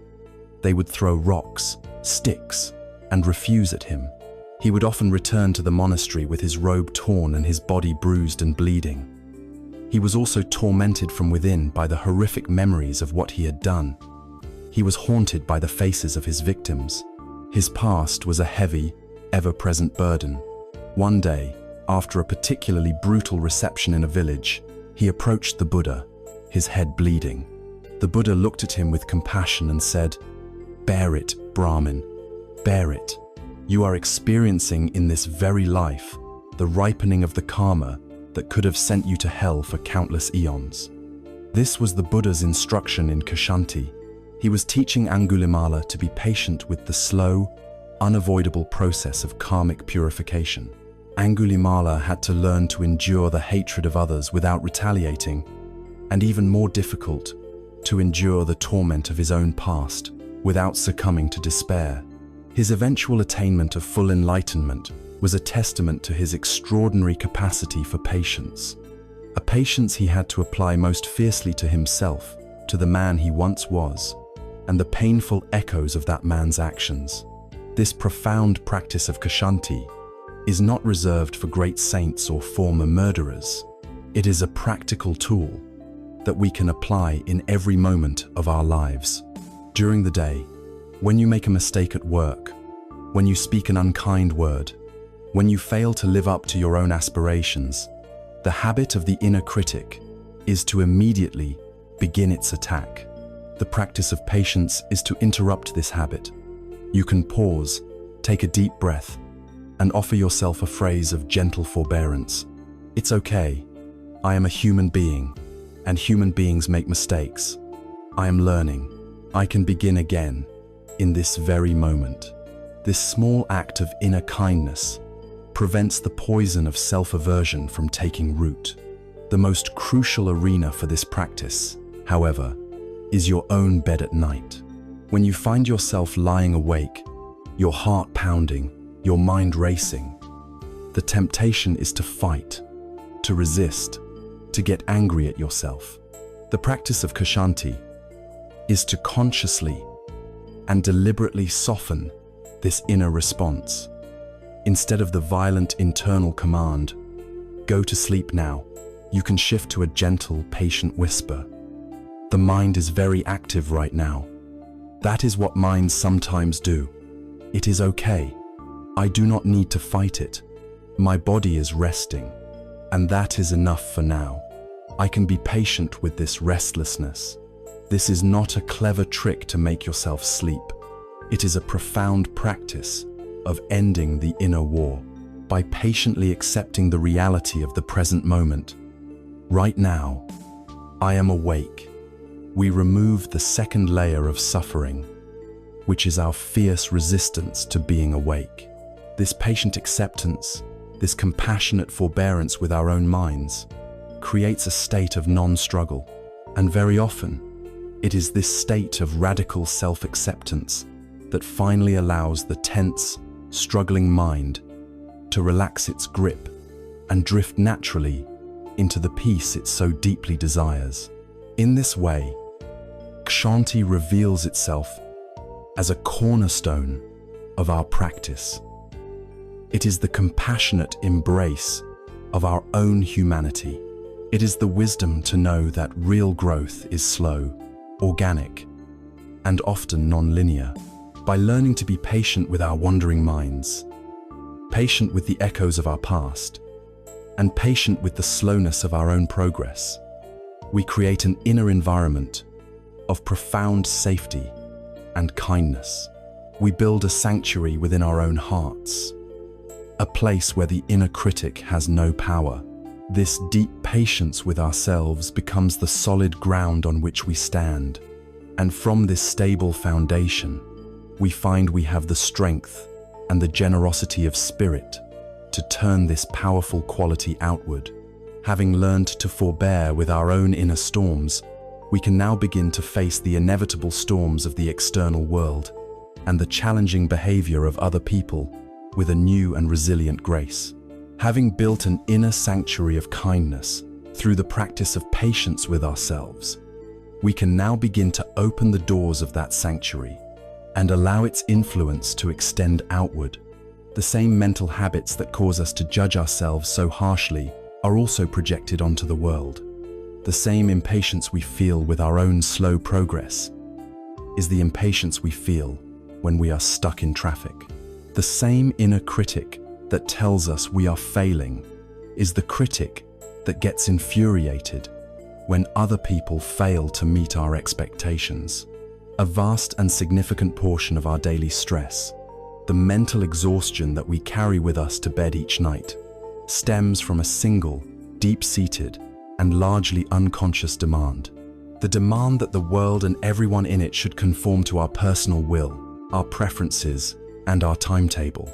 The practice of Kshanti with the world is the courageous and liberating path of consciously relaxing this demand. It is the process of learning to make peace with reality. At the root of our impatience with the world is the illusion of control. This illusion stems directly from the ego, the deluded sense of being a solid, separate self, existing in opposition to an external world. This I has a long list of conditions that must be met for it to feel safe and happy. The ego believes, for me to be okay, the world must behave in a specific way. This belief places us in a state of perpetual warfare with reality, because reality, in its infinite complexity and indifference to our personal desires, rarely cooperates with our agenda. We can see this war being waged on multiple fronts every single day. We wage it with other people, getting angry at the driver who cuts us off, feeling frustrated with a colleague who has a different work style, or growing resentful when our partner or children fail to fulfill our unspoken needs. In each case, we are trying to control their behavior, to make them act in accordance with our script. We wage war with situations, fuming about a delayed flight as if our anger could make the plane appear, cursing the rain that falls on our planned picnic, or feeling personally victimized by a technological glitch. We are, in these moments, literally shaking our fists at the unchangeable facts of the present moment. And we wage war with the pace of life itself, feeling desperately impatient for a promotion to arrive, for a wound to heal, for a desired relationship to materialize. We want life to operate on our schedule, not its own. This constant struggle, this relentless effort to manage and control the uncontrollable, is profoundly exhausting. It is like trying to command the ocean tides or trying to reason with a thunderstorm. It is a futile expenditure of our most precious resource, our own life energy. It is this depletion that leaves us feeling so mentally drained and agitated at the end of the day, unable to find the simple peace required for rest. It is crucial to understand that practicing patience and acceptance with the world does not mean becoming a passive doormat. It is not a call for apathy or a resignation that allows harm to go unchecked. Kshanti is not weakness. It is a manifestation of immense inner strength. A wise person distinguishes between acceptance and approval. We can accept the reality that a person is behaving in an angry or unskillful way without approving of their anger. We can accept the reality of an unjust situation without condoning the injustice. The acceptance is of the is-ness of the present moment. It is the clear-eyed recognition of what is actually happening, without the filter of our preferences. This clarity is essential, for it allows us to respond to situations with wisdom rather than with blind reactivity. The practice of patience gives us the freedom to differentiate between what we can change and what we cannot. We cannot change the fact that it is raining. We cannot change a past event. We cannot, through sheer force of will, change another person's fundamental character. To struggle against these things is to waste our energy. True patience is the wisdom to accept these unchangeable realities with grace and equanimity. This act of acceptance is not passive. It is an intelligent conservation of energy. It frees us from futile battles so that we can apply our full strength and intelligence to the one thing we can always influence, our own response. From this place of calm clarity, we can choose to act in ways that are helpful, compassionate, and effective, rather than simply reacting out of a storm of frustration and impatience. There is a simple parable that captures the essence of this wisdom. Imagine a person who wishes to travel from the mountains to the sea. They come upon a great river that flows in that very direction. This is their path. But the person is in a great hurry. Standing on the bank, they grow frustrated. The river seems to them to be flowing too slowly. It meanders in wide, lazy curves. In some deep sections, its current seems to barely move at all. Consumed by their impatience, the person decides to take matters into their own hands. They wade into the powerful river and begin to push against the water with all their might. Trying to force it to flow faster, they thrash and splash, flailing their arms and kicking their legs, struggling against the immense, immovable weight of the water. They quickly become breathless and exhausted, and yet the great river's pace is entirely unaffected by their frantic efforts. All they succeed in doing is creating a great deal of turmoil around themselves and wearing themselves out completely. A wise old woman, who has been watching silently from the bank, finally calls out, "Foolish one," she says in a gentle voice, "you cannot push the river. The river has its own pace and its own wisdom, shaped by the land it crosses. If you wish to reach the sea, you must stop fighting the current. Instead, learn from the trees, build a raft, place it upon the water, and trust the river to carry you on your journey." The river, of course, is the flow of life, with its own natural, majestic, and uncontrollable rhythm. Our desperate attempts to control people, situations, and outcomes are nothing more than trying to push the river. It is a pointless struggle that only generates suffering for ourselves. The raft is our spiritual practice, our mindfulness, our wisdom, our compassion. True patience with the world is the wisdom to stop pushing and to start building our raft. It is the art of learning to skillfully navigate the currents of life, rather than waging a hopeless war against them. This practice of releasing the need for control is a direct path to the peace of mind that eludes us at night. A significant portion of our nightly mental chatter, the rumination that keeps us awake, is a function of this control habit. We lie in bed, and our minds become a command center. We replay the events of the day, editing conversations and critiquing actions, as if we could retroactively control the past. We then game out the events of tomorrow, running through endless hypothetical scenarios, trying to anticipate and control every possible outcome. We are, in effect, trying to be the general manager of the universe, and the sheer administrative burden of this imaginary job is overwhelming. The practice of letting go can be a conscious and formal act. As you settle into bed, you can create a small ritual of surrender. You can say to yourself, silently or aloud, "For this period of rest, I officially resign from my position as general manager of the universe. For tonight, I release everyone and everything from the obligation to be different than they are. I release my colleagues from the need to meet my expectations. I release my family from the need to behave in a certain way. I release the events of the world from the need to have my approval. I release my own body from the need to fall asleep on my schedule. For now, I will let the universe run itself." This conscious act of abdication can be profoundly liberating.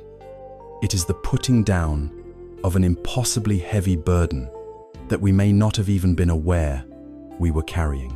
When the mind is relieved of its self-imposed duty to manage all of reality, it is finally granted the permission it needs to be still. It is finally free to rest. We can see, then, that our internal war with reality, born from our deep-seated need to control the uncontrollable, is a primary source of our anxiety and our exhaustion.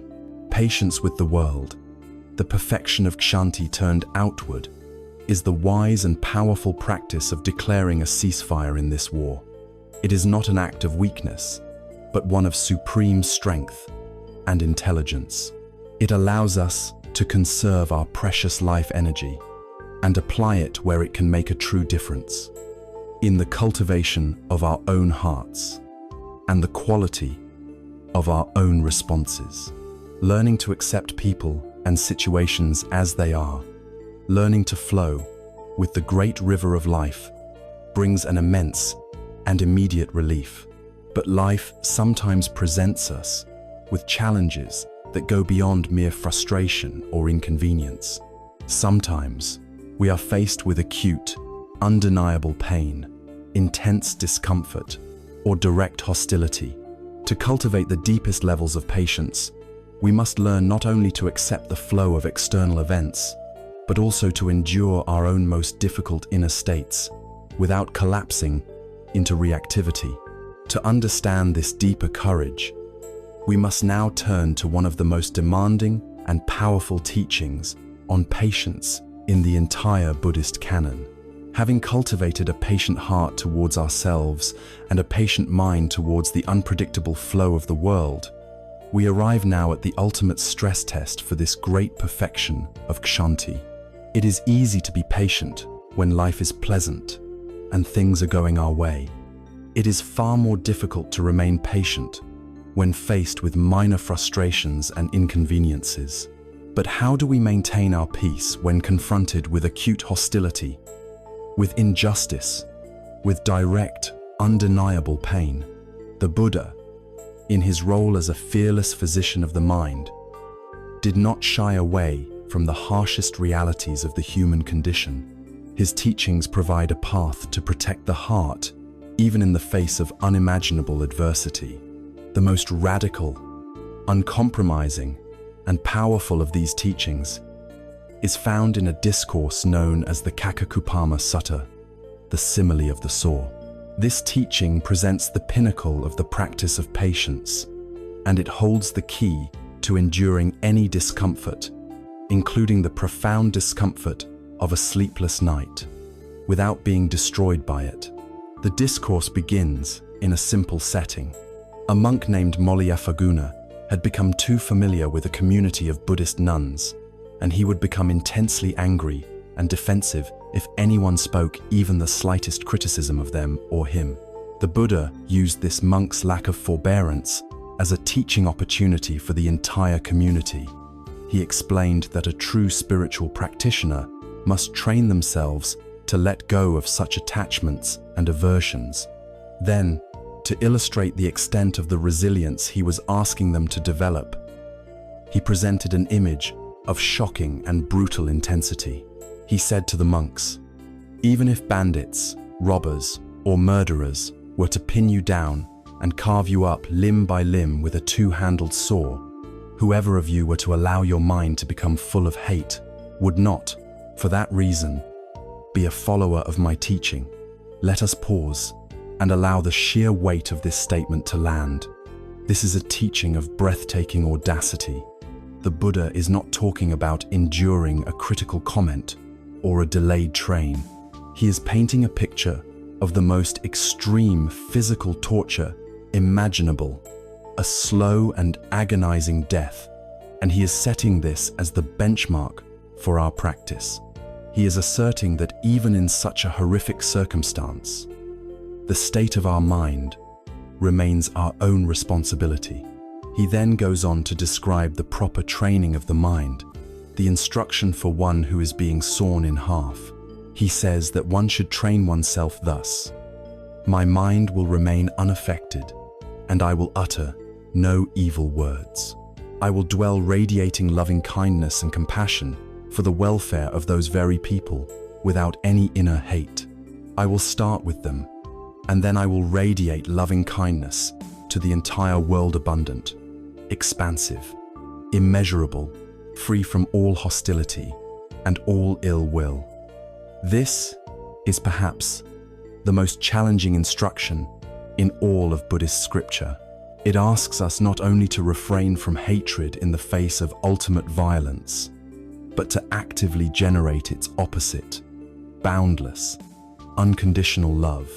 To understand this profound teaching, we must first understand what it is not. It is not an instruction to seek out pain or to enjoy it. It is not a call for masochism. It is also not a teaching about suppressing our feelings, about gritting our teeth and pretending we are not in pain. The Buddha is not denying the reality of the physical agony. The sore is real, and the pain is real. The teaching is about the absolute and unconditional freedom of the mind. It is a declaration of our inner sovereignty.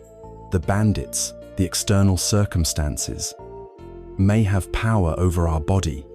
They can bind it, cut it, and destroy it, but they do not have power over our mind unless we grant it to them. Only we can make the choice to allow the poison of hatred to enter our hearts. The bandits are sawing our limbs, but it is our own hatred that saws our spirit. The Buddha is teaching us how to prevent this second, deeper, and self-inflicted wound. This is the ultimate teaching on the famous Buddhist idea of the second arrow. The first arrow is the painful event itself, the initial cut of the saw. This arrow may be unavoidable. The second arrow is our mental reaction to the painful event, the anger, the fear, the resentment, the self-pity. This second arrow is the one we shoot at ourselves. It is the source of all true suffering, all dukkha. The parable of the saw is a masterclass in how to not fire the second arrow, even when the first arrow is as terrible as can be imagined. Now, how do we apply this extreme and demanding parable to the realities of our own lives? We may not be facing literal, two-handled saws, but our minds are constantly being sawn by the friction of daily existence. We can learn to see these everyday challenges through the lens of this teaching. Consider the saw of criticism.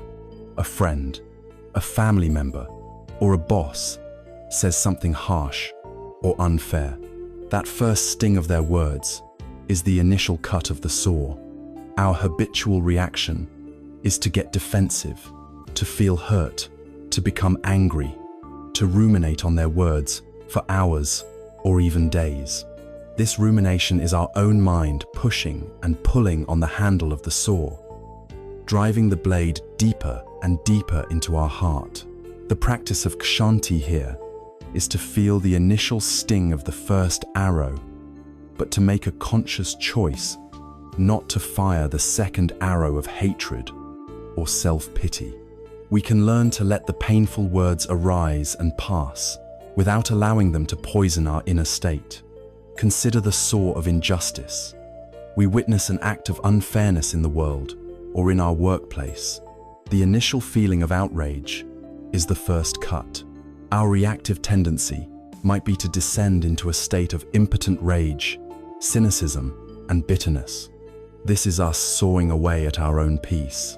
The practice of patience here is not to be apathetic, but to allow the energy of that outrage to motivate wise and compassionate action, rather than letting it curdle into a poison that corrodes our spirit.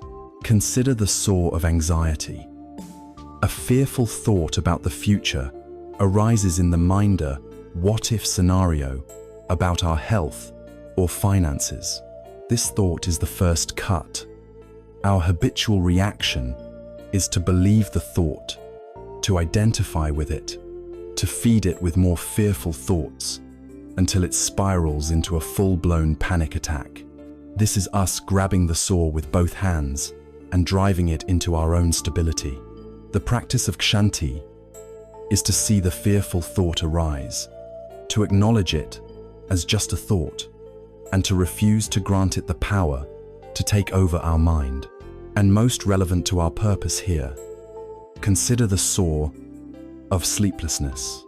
You are lying in bed, exhausted, but awake. The physical discomfort of fatigue, combined with the mental agitation of a racing mind, is the first arrow. It is the initial, unpleasant reality. It is the first cut of the saw. Our habitual reaction is to fire a volley of second arrows. We become angry at our own minds. We feel frustrated and helpless. We generate intense fear about how terrible we will feel the next day. This anger, this frustration, this fear, this is the real suffering. This is the saw that makes the experience of being awake truly unbearable. The practice of Kshanti, as taught in the parable of the saw, is to learn to endure the discomfort of the first arrow, the raw feeling of being tired and awake, with a mind that remains, as much as possible, unaffected and free from hostility. It is the radical practice of lying in the dark with our discomfort, without adding the story of how terrible it is. It is the patience to simply be with the unpleasantness, without sawing away at ourselves with our own mental reactions. This practice is, in essence, about creating a space, a sacred pause, between the stimulus and our response. Normally, a painful stimulus triggers an immediate, automatic, and unwholesome reaction. The cut of the saw instantly produces the poison of hatred. This reaction then fuels more painful thoughts and emotions, locking us into a vicious cycle of suffering. The practice of patience, of Kshanti, inserts a moment of mindfulness into this process. In that moment of mindful awareness, we have a choice. We see the arising of the impulse to hate, the impulse to fear, the impulse to resist, and in that seeing, we find the freedom to not act on it. This is not suppression. Suppression is forcefully pushing a feeling down, which requires a great deal of energy and often backfires. This is non-participation. We are choosing not to engage with the storyline of anger. We are choosing not to feed the fire of our fear. We are letting the painful sensation or the difficult thought be there, without adding the second layer of mental fuel. This is the subtle and life-altering skill that frees us from our slavery to automatic reactivity. The parable of the saw, then, is the Buddha's ultimate teaching on mental freedom. It demonstrates that our inner peace is not a fragile state, dependent on external conditions. It is an innate capacity of the heart that can be cultivated to a point where it becomes unshakable, even in the face of the most extreme adversity. It teaches us to endure the countless sores of life, both great and small, without allowing them to cut our spirit. This extraordinary capacity for endurance, this unwavering patience that can hold even the greatest pain in a steady and compassionate embrace, creates a profound inner stability. It tills the soil of the mind, removing the rocks of reactivity and the weeds of hatred. A mind that has been prepared by this level of deep, non-reactive patience becomes the most fertile ground imaginable. And it is in this rich, dark soil, made soft and receptive by the practice of Kshanti, that the delicate seed of true and lasting peace can finally take root and begin its inexorable growth toward the light. Having journeyed through the demanding yet liberating teachings on patience, a patience with ourselves, with the world, and even with acute suffering, we arrive at a pivotal understanding. Patience, this great perfection of Kshanti, is not cultivated for its own sake. It is not simply a stoic virtue meant to help us endure a life of misery with a stiff upper lip. Patience is not the destination. It is the path. It is the meticulous and loving preparation of the soil of our consciousness, so that something precious and beautiful can grow. That which grows from this fertile ground, that which emerges when the struggle has ceased, is peace. The relationship between patience and peace is not coincidental, it is causal. Patience is the direct and indispensable cause for the arising of a calm and untroubled heart. Peace is not a state we aggressively achieve or conquer. It is the natural condition of a mind that has, through patience, learned to stop waging war upon itself and upon the world. To understand this causal relationship, we can look at the very mechanics of our own minds. When we are caught in a state of impatience, what is actually happening? There is a desire, a demand that reality be different than it is. We want the traffic to move faster, the other person to agree with us, our anxiety to disappear now. This desire clashes with the reality of the moment, creating a state of internal conflict. This conflict is agitation. This agitation, this inner friction, is the very texture of stress and suffering. It is a state of non-peace. This is a chain reaction. Impatience leads to resistance, which leads to conflict, which leads to agitation. Now, consider the alternative chain reaction, initiated by patience. When we meet a challenging moment with patience, we are making a conscious choice to not resist the reality of that moment. We are practicing acceptance. This acceptance diffuses the potential for conflict. Where there is no conflict, the mind is not agitated. It can become still, and this stillness, this inner state of non-struggle, is the very definition of peace. The chain reaction is just as clear. Patience leads to acceptance, which leads to non-conflict, which leads to stillness.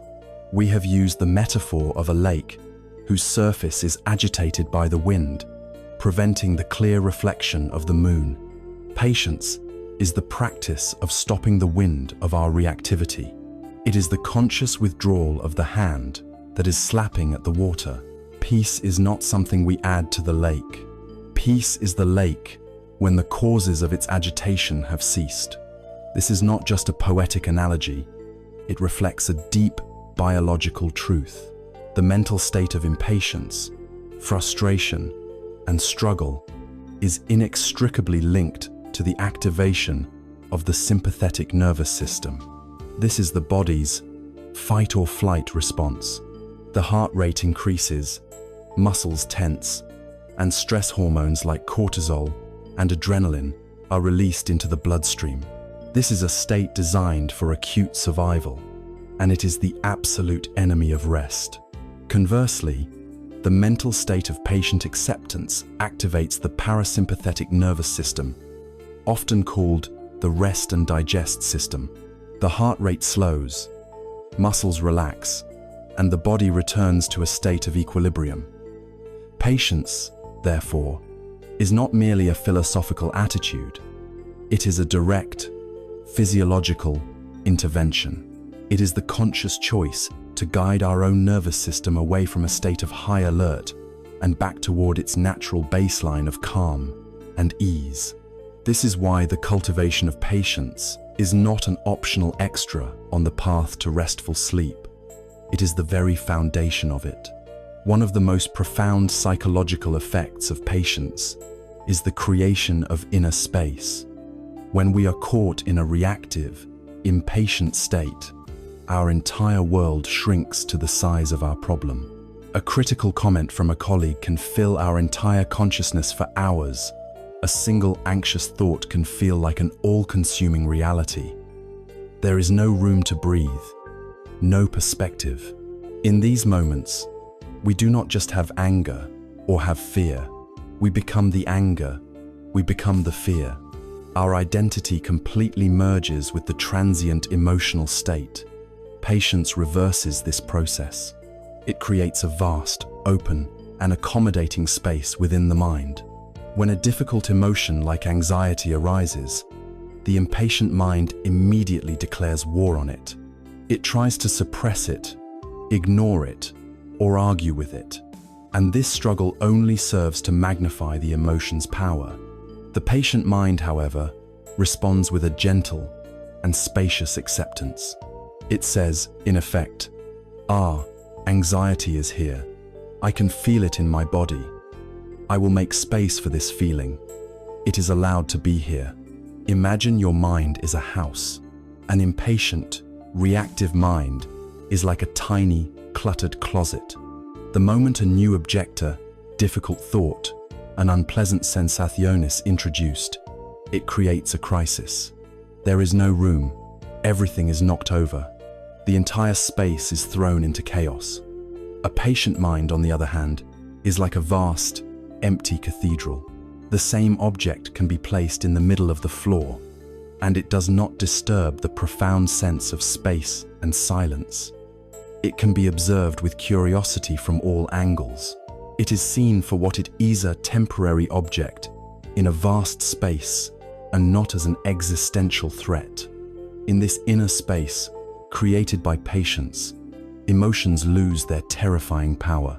They are no longer seen as solid, permanent invaders that must be repelled at all costs. They are recognized as transient weather patterns, clouds of anger, showers of sadness, flashes of fear passing through the boundless sky of our awareness. This inner space is peace. At night, when the demons of restlessness and worry appear, the practice of patience allows us to stop trying to frantically evict them from the tiny closet of our mind. Instead, we can welcome them, in a sense, into the cathedral of our awareness. We can make space for the feeling of being awake. We can make space for the racing thoughts. By ceasing our resistance, by patiently allowing these experiences to be as they are, we rob them of their power to create suffering. In the spaciousness of our acceptance, they naturally lose their energy and dissolve. The relationship between patience and peace is beautifully captured in the life of a great tree. A tree does not spring forth from the earth overnight as a mighty oak. It begins as a tiny, vulnerable seed, a seed that holds the complete potential for greatness, much like the Buddha nature that is our own innate potential for peace. This seed is planted in the soil of our mind, a soil that we have hopefully enriched through our wholesome actions of generosity and ethical conduct. For a long time, the growth is imperceptible. The seed sprouts in the darkness of the earth, pushing a tender root down, a fragile stalk up. It requires the deep patience of the earth itself, the trust that this slow, hidden process is leading somewhere. As a young sapling, it must endure countless storms. It is battered by the fierce winds of others' anger and criticism. It is frozen by the cold of loss and grief. It is scorched by the droughts of doubt and spiritual dryness. These are the sores of life, constantly testing its resilience. A tree cannot run from a storm. It cannot fight the wind. Its strength lies in its profound practice of Kshanti. It learns to yield, to bend. Its flexibility is its strength. Its roots, like our own faith and wisdom, dig deeper into the earth with every storm, drawing nourishment from the very darkness that seems to threaten it. It patiently endures the heat of summer and the cold of winter, trusting in the cycles and seasons of life.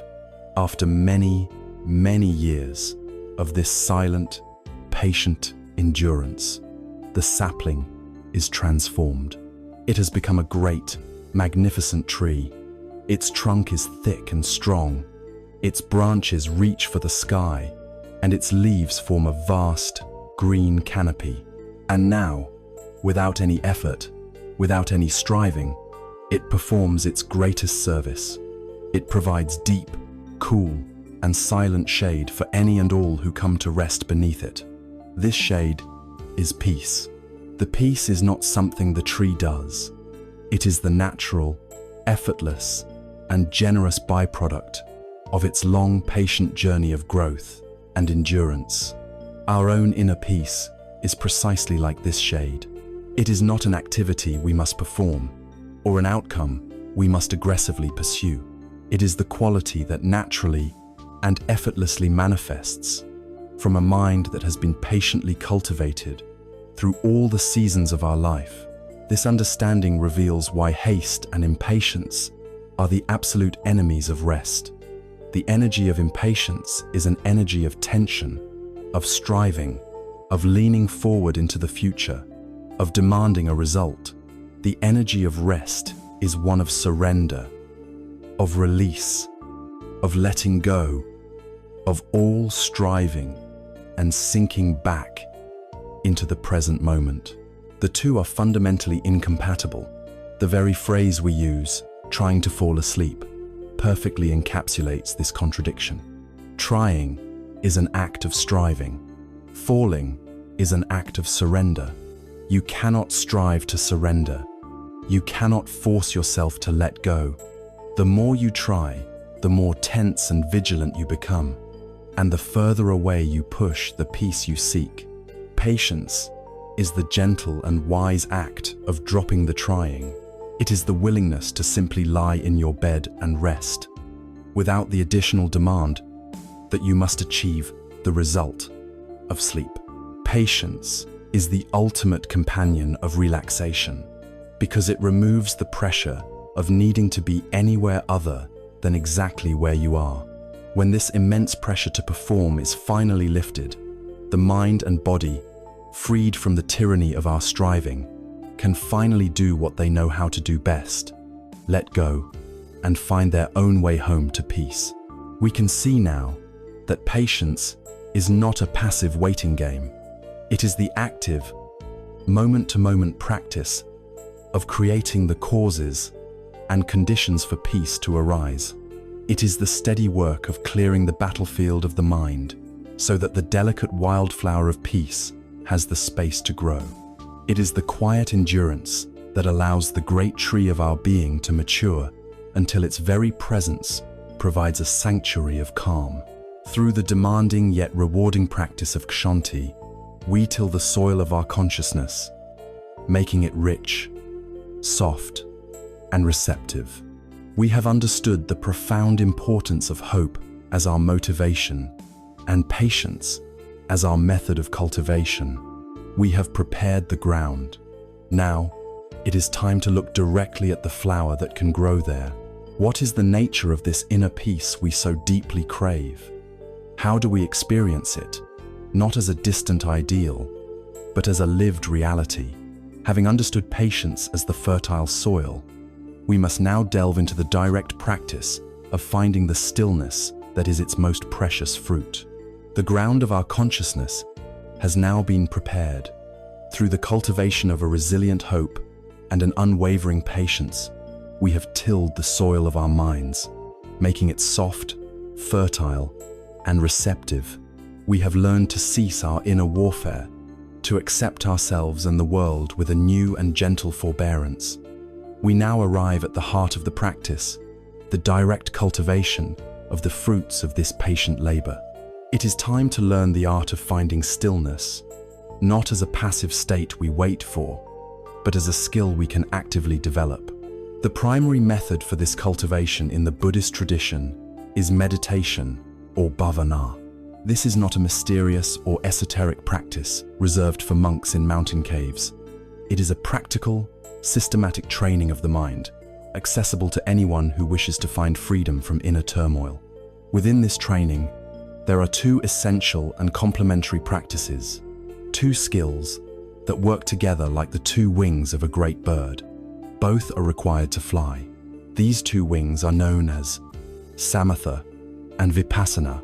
Samatha is the wing of tranquility and concentration, while Vipassana is the wing of insight and wisdom. Together, they form a complete path to a peace that is both profound and unshakable. Let us first examine the wing of Samatha. This Pali word translates as calm abiding or tranquility. The primary purpose of Samatha meditation is to tame the wild energy of the monkey mind. It is the process of gathering our scattered and fragmented consciousness and bringing it to a state of focused, unified calm. The method is beautifully simple. We begin by choosing a single neutral object upon which to rest our attention.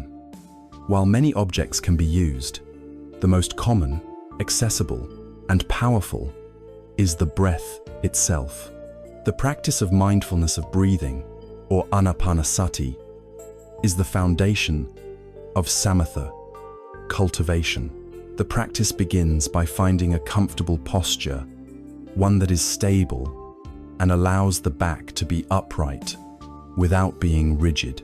We then gently close our eyes and bring our awareness inward to the simple, natural sensation of the breath as it enters and leaves the body. We do not try to control the breath or change it in any way. We simply observe it. We might rest our attention at the tip of the nostrils, feeling the cool sensation of the in-breath and the warm sensation of the out-breath. Or we might rest our attention on the abdomen, noticing the gentle rise and fall with each respiratory cycle. We are anchoring our awareness to this humble, ever-present reality. Of course, the moment we attempt to do this, we will be confronted with the primary challenge. The mind will wander. This is not a sign of failure. It is simply the nature of an untrained mind. A thought about work will arise, followed by a memory from childhood, followed by a plan for dinner.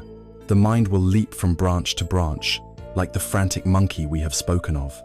The core practice of samatha is what we do in the moment we recognize that the mind has wandered. Instead of becoming frustrated or critical, we practice the Kshanti we have been cultivating.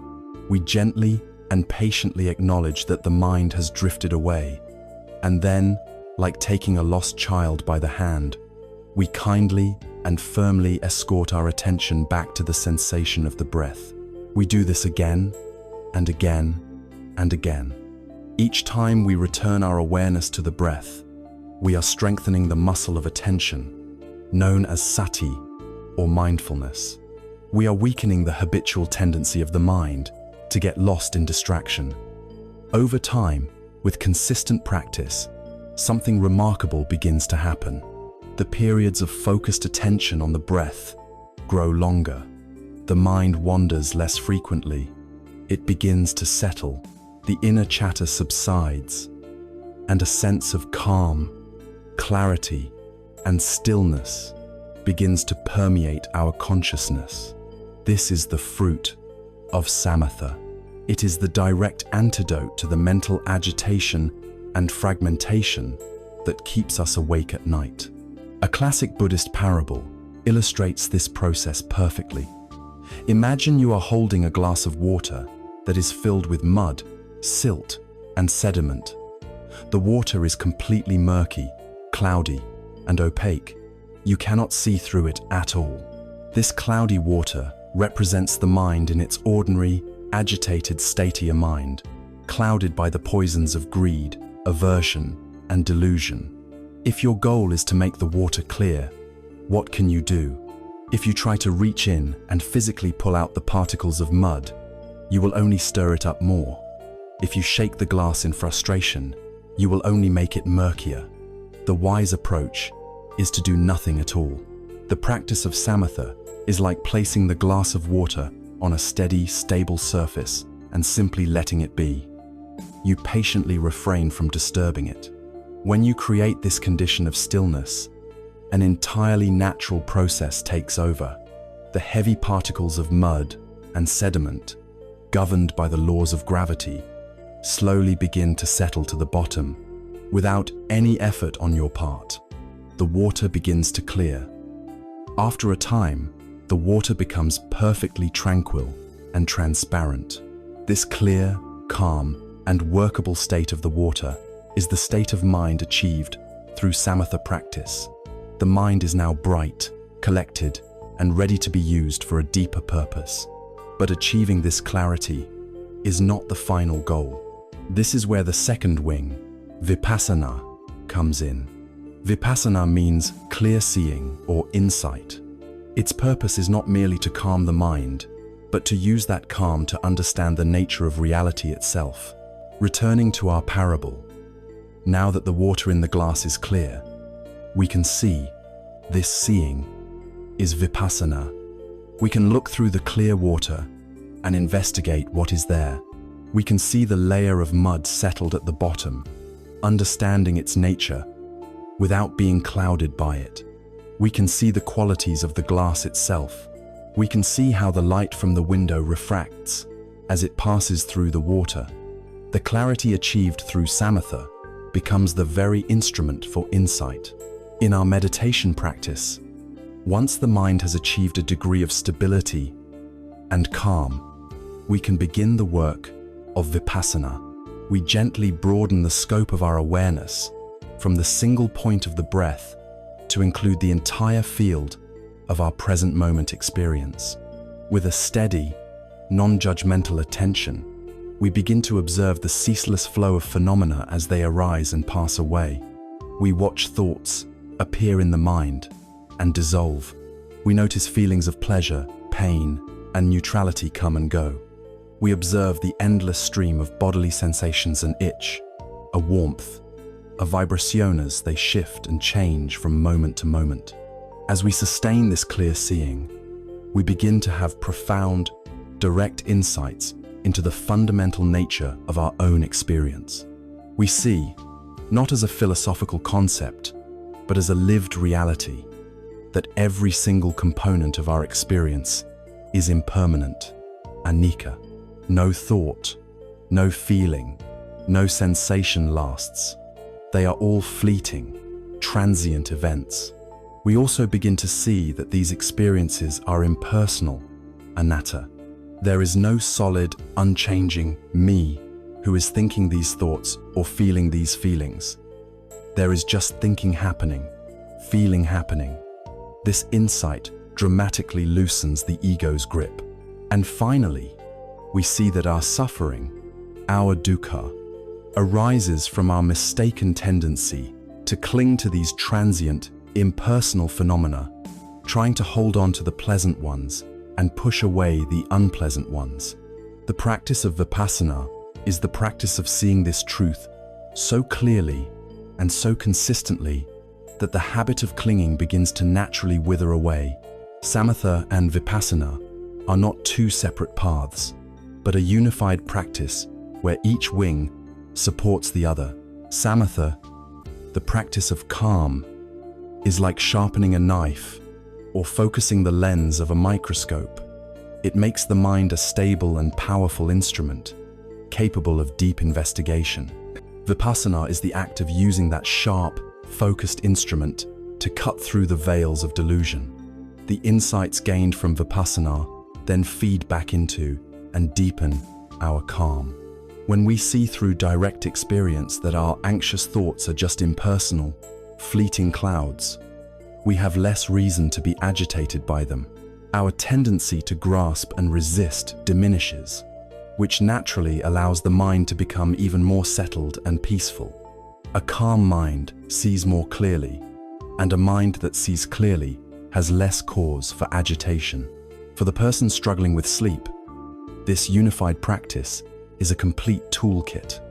Samatha provides the means to directly calm the agitated, racing mind. Vipassana provides the means to disarm the content of our worries, to see our fears and anxieties not as solid truths, but as empty, passing phenomena, robbing them of their power to disturb our peace. Thus, the path of meditation leads us to a peace that is both profound and resilient. Through the practice of samatha, we gather the scattered fragments of our mind, creating a state of deep tranquility, like the surface of a still, clear lake. Through the practice of vipassana, we use that clarity to see into the very nature of our experience, freeing ourselves from the tyranny of our own reactive habits. This is the peace of wisdom, a freedom that is not dependent on external conditions. These are not exotic skills, but practical capacities of the human heart and mind, available to be developed by anyone through patient, gentle, and persistent training. The beautiful fruit of this unified practice is a mind that is not only calm, but also impeccably balanced. It develops the ability to experience the inevitable highs and lows of life, the pleasure and the pain, without being knocked off its center. This profound state of mental balance, this capacity to remain poised and steady in the face of all that life presents, is a crucial element of a peaceful heart. It is a great perfection in its own right, a quality known in the Buddhist tradition as equanimity or upekkha. The journey of meditation, with its twin wings of samatha and vipassana, leads not only to a mind that is calm and insightful, but to one that is profoundly balanced. As we practice, we begin to cultivate a quality that is considered the crowning glory of a mature heart, the most sublime of the four divine abodes or Brahmaviharas. This quality is upekkha, or equanimity. The concept of equanimity is often deeply misunderstood in the West, where it can be confused with indifference, apathy, or a kind of cold, detached aloofness. But true upekkha is not a state of emotional numbness or disengagement. On the contrary, it is a state of profound engagement with life, but one that is free from the frantic push and pull of attachment and aversion. It is a heart that is vast, warm, spacious, and steady, capable of holding all of life's experiences with an unwavering and compassionate poise. It is the quiet, stable center in the midst of the storm, the unshakable peace that is the fruit of true wisdom. To understand the power of equanimity, we must first recognize the forces that constantly threaten to throw us off balance. The Buddha taught that as we move through the world, we are constantly being buffeted by 8 powerful currents, which he called the Attha-loka Dhamma, or the 8 worldly winds.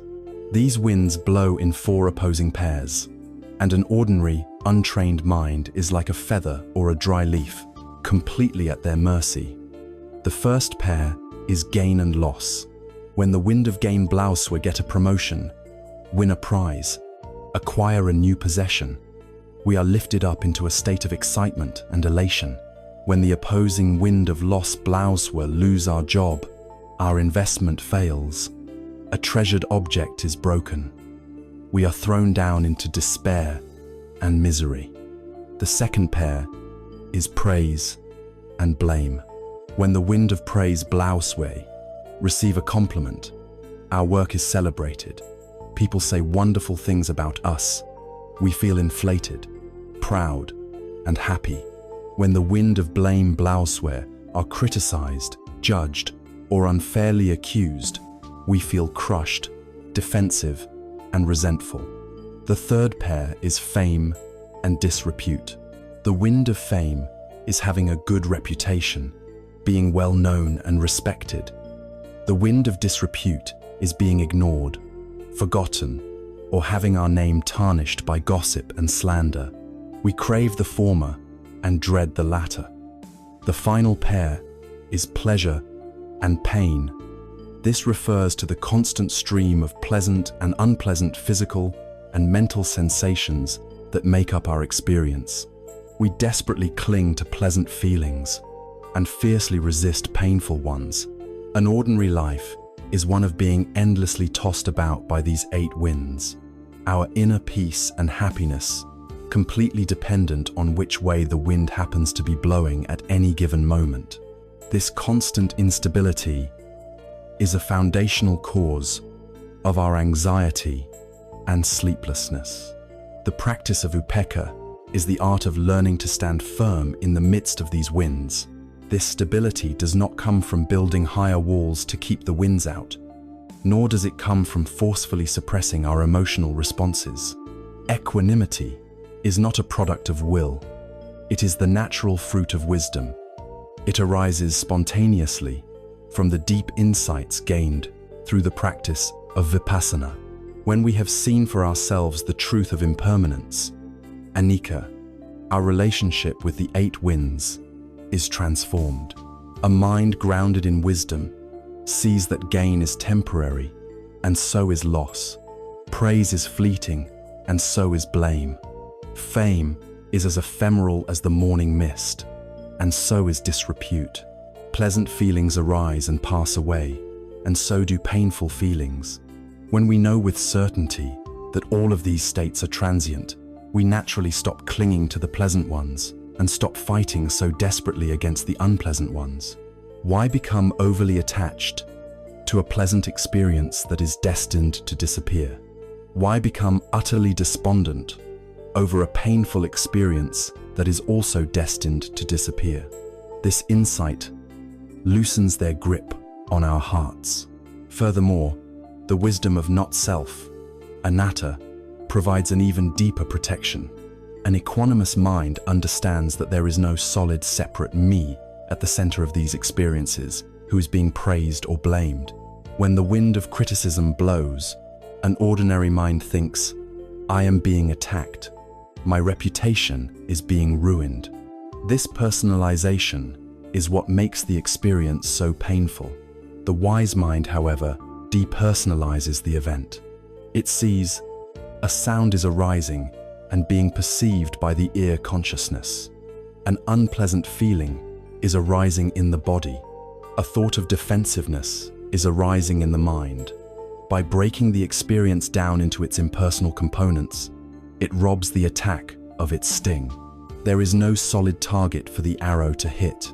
Finally, the wisdom of karma contributes to this stability. An equanimous mind understands that the experiences we encounter, both pleasant and unpleasant, into the ripening of seeds we ourselves have planted in the past.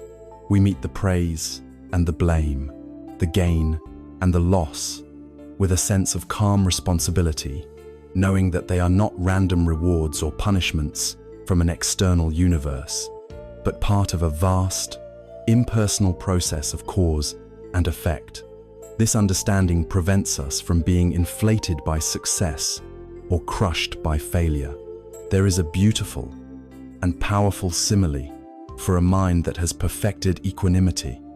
It is like a great mountain. Imagine a vast, ancient mountain, its base firmly rooted in the earth, its peak soaring into the sky. The winds howl around it from all directions. Fierce gales from the north bring ice and snow. Hot, dry winds from the south parch its slopes. The winds may roar and shriek, but they cannot shake the mountain. They cannot move its foundation by even a single inch. Storm clouds gather around its summit, bringing torrential rain and flashes of lightning. Fluffy white clouds drift by on a peaceful summer day. The mountain does not get angry at the storm clouds, nor does it try to cling to the pleasant, sunny days. It allows all weather to come and go, to swirl around it, to pass through it. Through it all, the mountain itself remains solid, vast, stable, and unmoved. It simply is. Its peace comes not from the absence of storms, but from its own unshakable nature. A mind trained in upekkha becomes like this great mountain. It is grounded in the deep roots of wisdom and ethical conduct. The inevitable winds of praise and blame, gain and loss, fame and disrepute may blow fiercely, but its core remains stable. The turbulent weather of life joy and sorrow, excitement and disappointment is allowed to arise and pass away within the vast space of awareness, without disturbing the fundamental peace and stability of the mind itself. This is the image of a truly liberated heart. This sublime quality of equanimity is not something we can attain overnight. It must be cultivated, both in our formal meditation practice and in the laboratory of our daily lives. In formal meditation, we can consciously work with the 8 winds. We can bring to mind a recent experience of being praised and notice the tendency of the mind to puff up with pride and cling to the feeling. Then, we can gently remind ourselves, this is pleasant, but it is impermanent. It is not me, not mine. We can then bring to mind an experience of being blamed and notice the tendency to contract in anger or shame. We can then remind ourselves, this is unpleasant, but it is impermanent. It is not me, not mine. By repeatedly rehearsing a balanced response, we are training the mind out of its habitual reactivity. The true practice, however, happens off the cushion. When you receive an unexpected gift, gain, notice the joy, but also notice its fleeting nature. When you spill coffee on your shirt, loss, pain, notice the irritation, but see if you can meet the moment without adding the second arrow of mental drama. Each time we practice this mindful, balanced response, we are strengthening the muscle of equanimity. At night, this practice becomes our greatest ally. The experience of sleeplessness is a perfect storm of the unpleasant winds, the loss of rest, the pain of physical fatigue, the disrepute in the eyes of our inner critic, who calls us a failure, and the blame we heap upon ourselves. The practice of upekkha is to meet this storm like the mountain. It is the capacity to feel the unpleasant sensations of restlessness in the body and to witness the anxious thoughts in the mind, all while resting in a deeper awareness that is spacious, balanced, and fundamentally okay. Upekkha, then, is the sublime and peaceful state of a heart that has found its freedom. It is not a cold and sterile emptiness, but a vast, warm, and steady presence that has transcended the childish need for things to be other than they are. A mind that has cultivated such mountainous stability cannot be easily disturbed. The howling winds of daily worry and nightly anxiety may still blow, but they no longer have the power to shake us from our foundation. This state of unshakable balance is the ultimate refuge from the stresses of the world. But to truly embody this stability, especially when we are still in training, it is immensely helpful to have a dedicated place of safety within our own minds to which we can consciously retreat, an inner fortress where we can gather our strength and renew our commitment to the path. Our next step, therefore, is to learn how to intentionally construct this inner sanctuary, this unbreachable citadel of the mind. Having established a mind that is as steady as a mountain, capable of weathering the 8 worldly winds with a profound and spacious equanimity, we can now add another layer to our practice. While the goal is to develop an unshakable stability that requires no protection, the reality of our training is that we will still encounter moments of intense overwhelm. There will be times when the storms of life, or the turmoil within our own minds, feel too powerful to simply stand against. In these moments, we need a place of refuge, a safe harbor to which we can retreat until the storm subsides. In the external world, when a tempest rages, we seek shelter in a sturdy house. In the same way, we can learn to construct an inner shelter, a sanctuary within our own consciousness that is always available, always accessible, no matter what chaos is unfolding around us. This is the practice of building and inhabiting the inner citadel. This citadel is not an imaginary fantasy, a form of spiritual escapism. It is a very real psychological fortress that we construct, moment by moment, out of the noble materials of our practice. Its foundation is laid with the solid bedrock of Saddhā, the deep faith and confidence we have cultivated in the path and in our own innate goodness. On this foundation, we lay the bricks. Each brick is a single moment of sati, or mindfulness. Every time we consciously choose to return our awareness from the scattered world of thought to the present moment, we are laying another brick. Every mindful breath, every conscious step, every moment, we choose to truly feel the sensations in our body. We are adding to the strength and height of our citadel's walls.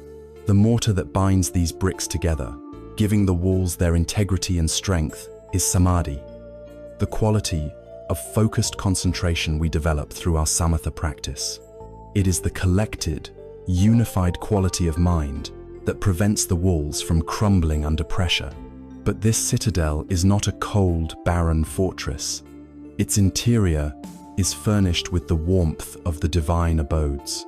It is decorated with metta, or loving kindness, which makes the inner space a place of welcoming and self-acceptance. It is imbued with karuna, or compassion, which allows us to hold our own pain with tenderness once we are inside its safe walls. And this citadel has a high watchtower. This watchtower is panya, or wisdom. From the protected vantage point of this tower, we can look out at the storms of life with the clear seeing of vipassana. We can observe the impermanent, impersonal nature of our thoughts and feelings without having to leave the safety of our refuge. We can watch the winds howl and the rains fall, understanding their nature without getting swept away or soaked to the bone. This inner citadel is our portable sanctuary, our inviolable safe space, a testament to the mind's ability to create its own security. The Buddha offered a beautiful and simple parable to illustrate this practice of wise retreat. He told the story of a turtle who was walking on the bank of a river, foraging for food.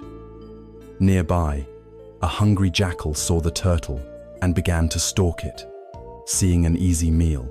As the jackal lunged to attack, the turtle did not attempt to outrun the much faster predator. It did not attempt to turn and fight the jackal with its comparatively weak bite. Instead, it did the one thing it is perfectly and wonderfully designed to do.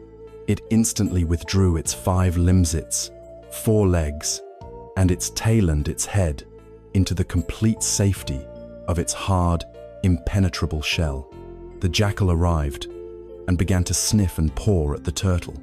It tried to bite the shell, but its teeth could find no purchase. It tried to flip the turtle over, but the turtle remained a solid, self-contained sphere of safety. Frustrated and unable to find any vulnerable point of attack, the jackal eventually gave up and wandered off in search of other prey.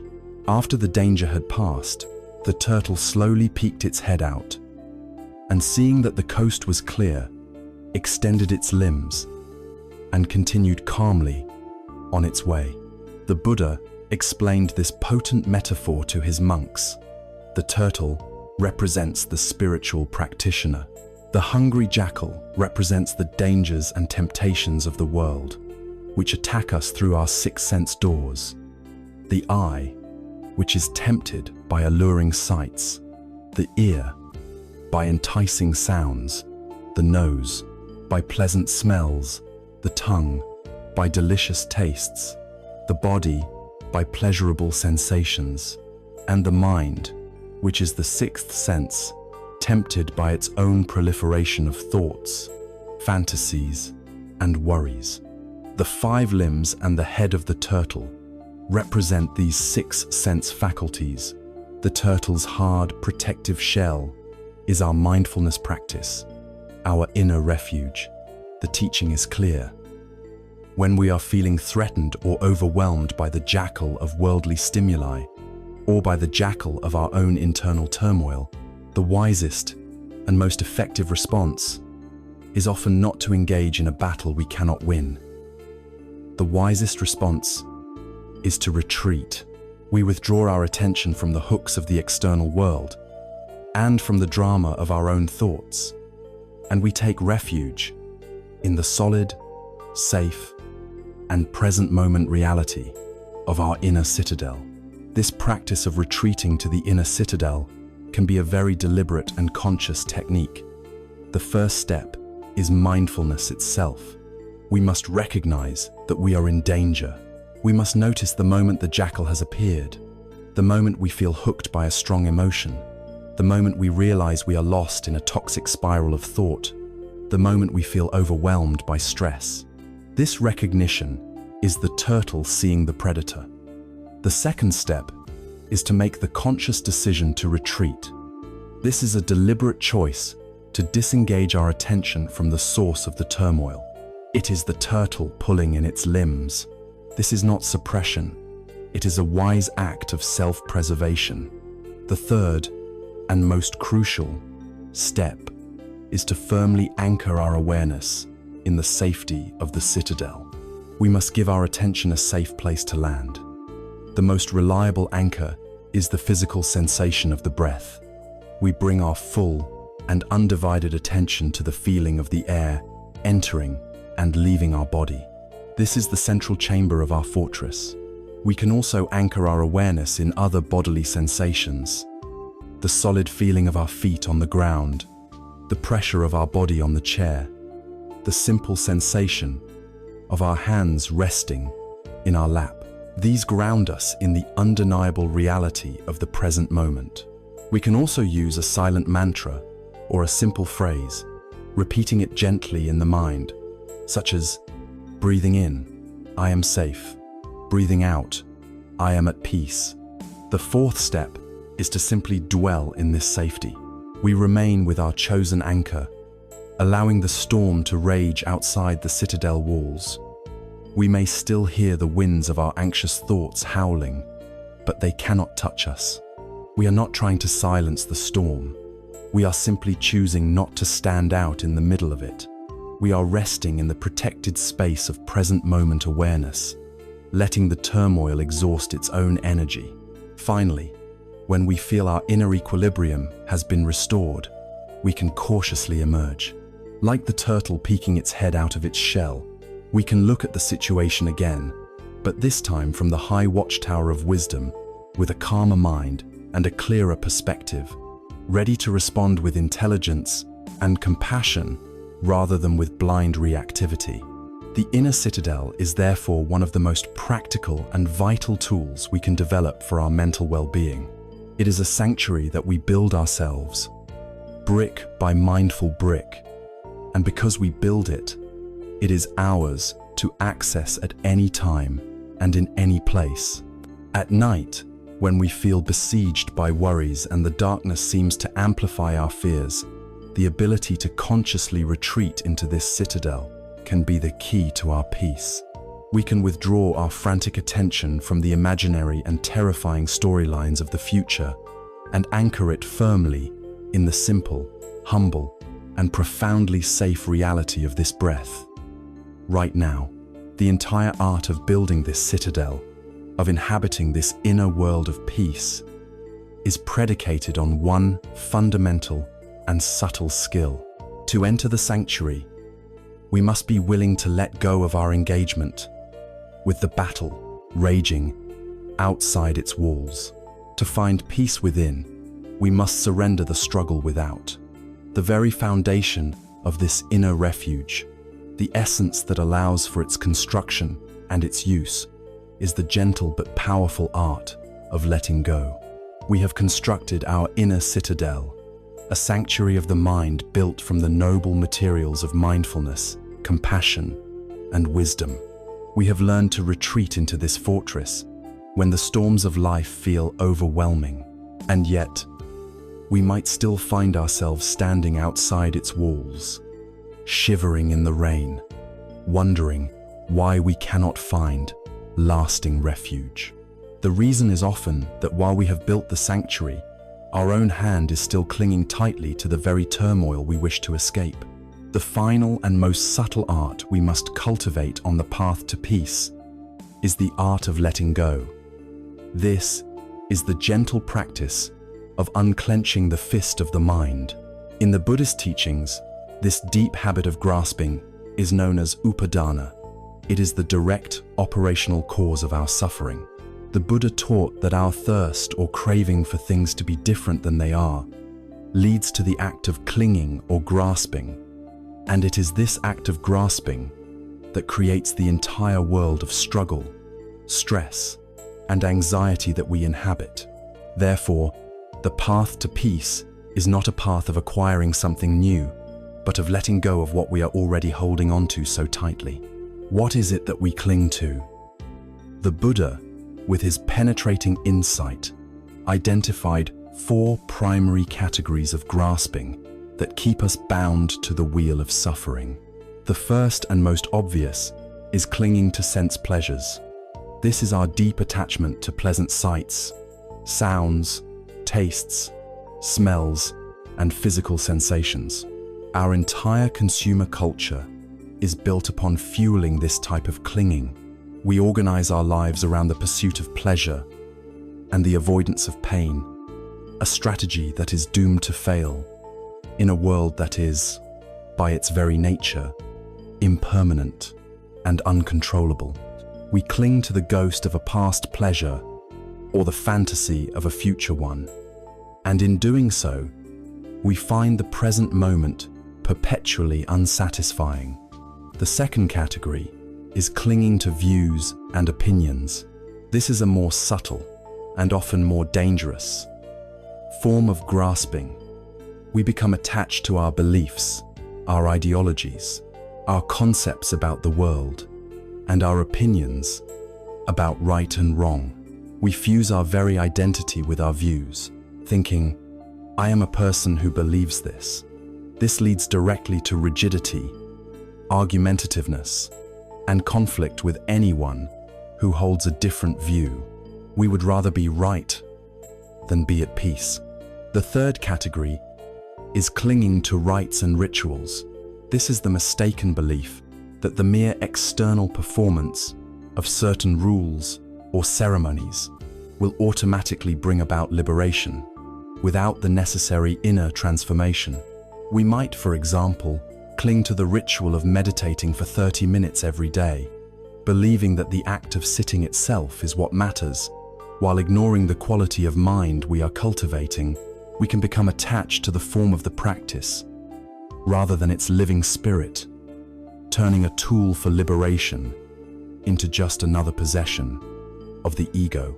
The fourth and most fundamental category is clinging to a doctrine of self. This is the deepest and most pervasive form of grasping. It is the attachment to the belief in a solid, separate, permanent I that exists at the center of our experience. All other forms of clinging are ultimately in service to this primary delusion. We cling to pleasure to make this I feel good. We cling to views to make this I feel right and secure. We cling to rituals to make this I feel pure. This grasping onto a fictitious self is the root of the root, the master grasping from which all other forms of suffering and anxiety arise. When we hear the phrase, letting go, it is easy to misunderstand it as a call for apathy, neglect, or rejection. It can sound as though we are being told to abandon our relationships, discard our possessions, and renounce all our worldly responsibilities. This is not the case. The art of letting go, or non-clinging, is not about changing the external circumstances of our lives. It is about changing our internal relationship to them. The difference is best understood through the metaphor of a hand. Clinging is holding on to an object with a tight, tense, white-knuckled fist. When we hold things this way, our relationships, our jobs, our beliefs, our hopes for the future, we are in a state of constant tension. We are afraid of losing what we are holding, and so we can never be at ease. Letting go is the gentle practice of opening the fist. We can still hold the very same object, but now it rests lightly and effortlessly in our open palm. We can still cherish our relationships, perform our jobs with diligence, and appreciate our possessions, but we are no longer grasping them with anxious tension. Our hand is relaxed. We are free, and the object is free to be as it is, to come and to go according to its own nature. Non-clinging is not a sterile rejection of life. It is the prerequisite for engaging with life with a relaxed and peaceful heart. There is a classic parable that illustrates the tragicomedy of our own clinging mind with perfect clarity. In some parts of the world, a traditional method for trapping a monkey involves a coconut or a hollowed-out gourd, which is chained to a stake in the ground. A small hole is drilled into the coconut, a hole just large enough for a monkey's open hand to slip through. Inside the coconut, some delicious bait is placed sweet nut or some fragrant rice. A monkey, drawn by the scent, will eventually approach the trap. It slips its slender hand inside the coconut and grasps the prized food, making a tight fist around it. But now, it is faced with a terrible dilemma. Its clenched fist, now larger than its open hand, will not fit back through the narrow opening. The monkey is trapped. It will pull and shriek. It will thrash the coconut against the ground. It will grow frantic and exhausted, but it cannot get free. The profound and simple truth of the situation is that there is no external force holding the monkey captive. The cage is not locked. The path to freedom is immediately available. All the monkey has to do is open its hand, release the bait, and withdraw its hand. But its mind, overwhelmed by the poison of greed and the delusion of possession, is incapable of letting go. It is trapped not by the coconut, but by its own clenched fist. We are this monkey. The world is filled with bait-pleasant experiences, desired outcomes, cherished identities. We grasp them with our minds, making a tight fist of attachment, and then we wonder why we feel trapped, anxious, and unfree. Our suffering is the direct and unavoidable consequence of our own refusal to simply open our hand. The practice of letting go is most essential when we prepare for sleep, because the mind that cannot rest is, by definition, a clenched fist. It is a mind clinging tightly to the day that has just passed, with its unfinished business, its successes and failures, its lingering conversations. It is a mind clinging tightly to the day that is yet to come, with its schedules, its anxieties, and its demanding to-do lists. The gentle art of preparing for sleep is the art of systematically unclenching this fist. This can be a conscious and compassionate practice. As you lie in bed, begin by letting go of yesterday. Mentally scan the day that is now concluded. Acknowledge its events without getting lost in them. Note the pleasant moments with a quiet sense of gratitude, and then let them go. Note the unpleasant or difficult moments with a sense of self-compassion, and then let them go. You can use a silent phrase, such as, "The day is over. It is complete. I release it and all that it held." Feel the immense burden of the past 24 hours dissolving. Next, you must let go of tomorrow. Bring to mind your plans, your worries, and your anticipations for the day to come. See them clearly. Then, make the conscious decision to set them aside. You might visualize placing all of these concerns into a box, closing the lid, and setting that box just outside your bedroom door to be picked up in the morning. Assure yourself, tomorrow will be met when it arrives. My only task right now is to rest. I release the future. Finally, we come to the most subtle and powerful practice, letting go of the sleeper. This means releasing our attachment to the very goal of sleep itself. The desire, I need to sleep, is the final, tightest clench of the fist. It is the bait in the monkey trap. To truly let go is to surrender this goal. It is to be content with simply resting. You can rest your body in the bed. You can rest your mind in the present moment without demanding any particular outcome. This is the ultimate act of surrender, the final opening of the hand. And paradoxically, it is in this complete letting go of the need to sleep that the mind and body are finally given the freedom and the peace they need to drift away.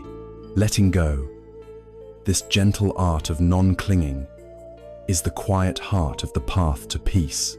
It is the unclenching of the fist of the mind, a release that frees us from the self-imposed prison of our own grasping. It is this skill that allows us to truly inhabit our inner citadel, to find equanimity amidst the storms, and to allow our minds to finally come home to a state of rest. We have now journeyed through the great guiding principles of hope, patience, and peace. We have explored the philosophies that give them meaning, the parables that give them life, and the inner qualities that bring them to fruition. It is now time to gather all of this profound wisdom and distill it into concrete, practical techniques that we can apply each night. We must learn to use the most simple and available tool we possess to anchor ourselves in this peace. We must learn to use our own breath. We have now traveled far on our inner journey, gathering the profound wisdom of hope, patience, and peace. We have learned to see our restlessness not as a personal failing, but as a universal condition rooted in the three poisons. We have learned to embrace the truth of impermanence, not as a threat, but as the very engine of our liberation. We have built an inner citadel, a sanctuary of the mind, and have begun to practice the subtle and powerful art of letting go. Now, it is time to bring all of this understanding into sharp, practical focus. It is time to move from the why to the how.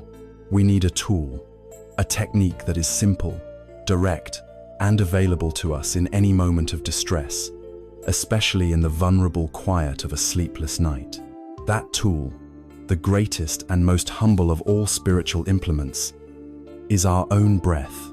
The breath is so ordinary, so automatic, that we almost never pay it any attention. Yet, in the teachings of the Buddha, mindfulness of breathing, or anapanasati, is placed at the very heart of the path to enlightenment. The breath is a uniquely powerful object for meditation, for several reasons. Firstly, it is always with us. From the moment of our birth to the moment of our death, the rhythm of respiration is our constant companion. We do not need to acquire anything or go anywhere to find it. It is always right here. Secondly, the breath is a miraculous bridge between our conscious and unconscious worlds. It happens automatically without our control, yet we can, at any time, choose to consciously regulate it. This gives us a direct and intimate gateway into the subtle processes of our own body and mind. Most importantly, the breath is always in the present moment. You cannot take a breath that is in the past. You cannot take a breath that is in the future. To be aware of the breath is, by definition, to be present. In a mind that is constantly being dragged into the regrets of yesterday and the anxieties of tomorrow, the breath is the ultimate anchor. It is the firm, solid post to which we can tie the frantic monkey mind, bringing it home to the peace and reality of the now. The practice of anapanasati is not about learning a complex new skill. It is the simple, profound art of returning to what is already here. Let us walk through the practice together, as you might apply it when you find yourself lying in bed, unable to sleep. There is no need for a special posture or a rigid formality. The intention is one of gentle, relaxed awareness. Lie comfortably, on your back or your side, in whatever way feels most at ease. Allow your body to feel heavy, to sink into the support of the mattress beneath you. You might take 2 or 3 deep, conscious sighs, breathing in deeply and then letting the out-breath go with a sound of release. Feel the tension in your shoulders, your jaw, and your belly begin to soften. Now, without changing or controlling your breathing in any way, simply allow your attention to rest gently on the natural flow of your breath. Let the breath breathe itself. Your only task is to watch. To help focus your attention, you can choose a specific anchor point. For some, this is the tip of the nostrils. You can bring a soft, curious awareness to this small area, noticing the subtle sensation of the cool air entering as you breathe in, and the slightly warmer air passing over the skin as you breathe out. The sensations may be very faint, and this practice trains a delicate and precise attention. For others, a better anchor point is the chest, feeling the gentle expansion on the in-breath and the subtle contraction on the out-breath. A third, and often the most calming anchor point for sleep, is the abdomen. Place your gentle awareness on your belly and feel the soft, rhythmic rise as you inhale, and the gentle, passive fall as you exhale. Choose whichever of these 3 points feels most clear and comfortable for you, and commit to resting your attention there. Your task is simply to feel the raw physical sensations of each breath. It is not to think about the breath. It is not to judge the breath. It is simply to feel it. Notice the beginning of the in-breath. Feel it as it unfolds, and notice the very end of the in-breath. Notice the slight pause, and then feel the out-breath as it begins, unfolds, and finally dissolves. Is this breath long or short? Is it deep or shallow? You do not need to answer these questions with words. You simply notice the changing texture and rhythm of the experience, moment by moment. If you find your mind is particularly busy, you can use the support of silent counting to help it settle. As you breathe in, you can silently note 1. As you breathe out, you can note 1. Then, inhaling 2, exhaling 2, and so on, up to a count of 10. If you lose your count, or if your mind wanders off before you reach 10, the practice is simply to notice this without any judgment and gently begin again from 1. The goal is not to successfully reach 10. The goal is to use the counting as a kind of handrail to keep your attention steady. Now we come to the most important instruction of all. At some point, it is an absolute guarantee that your mind will wander away from the breath.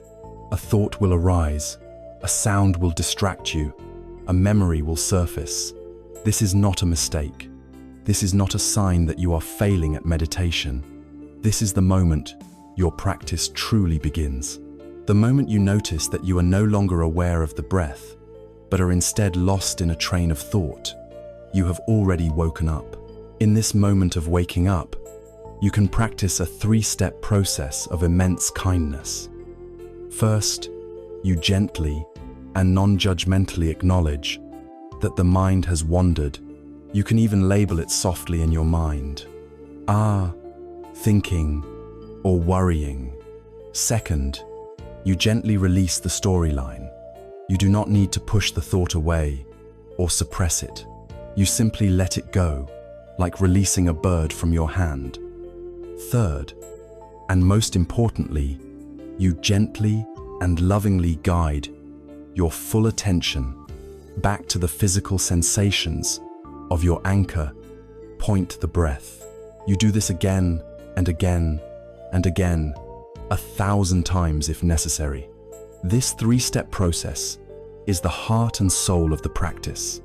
Each time you perform it, you are cultivating patience, you are training in self-compassion, and you are radically strengthening your capacity to be present. There is a classic Zen story that beautifully illustrates the quality of gentle, persistent effort required in this practice. A young boy was tasked with taming a wild, powerful water buffalo.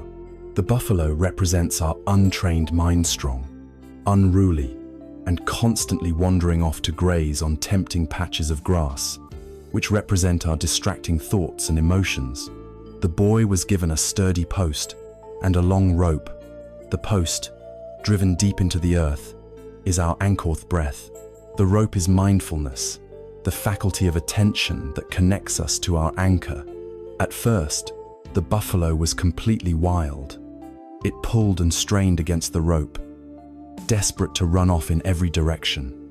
The young boy did not try to beat the buffalo into submission. He knew this would only make it more fearful, more aggressive, and more difficult to tame.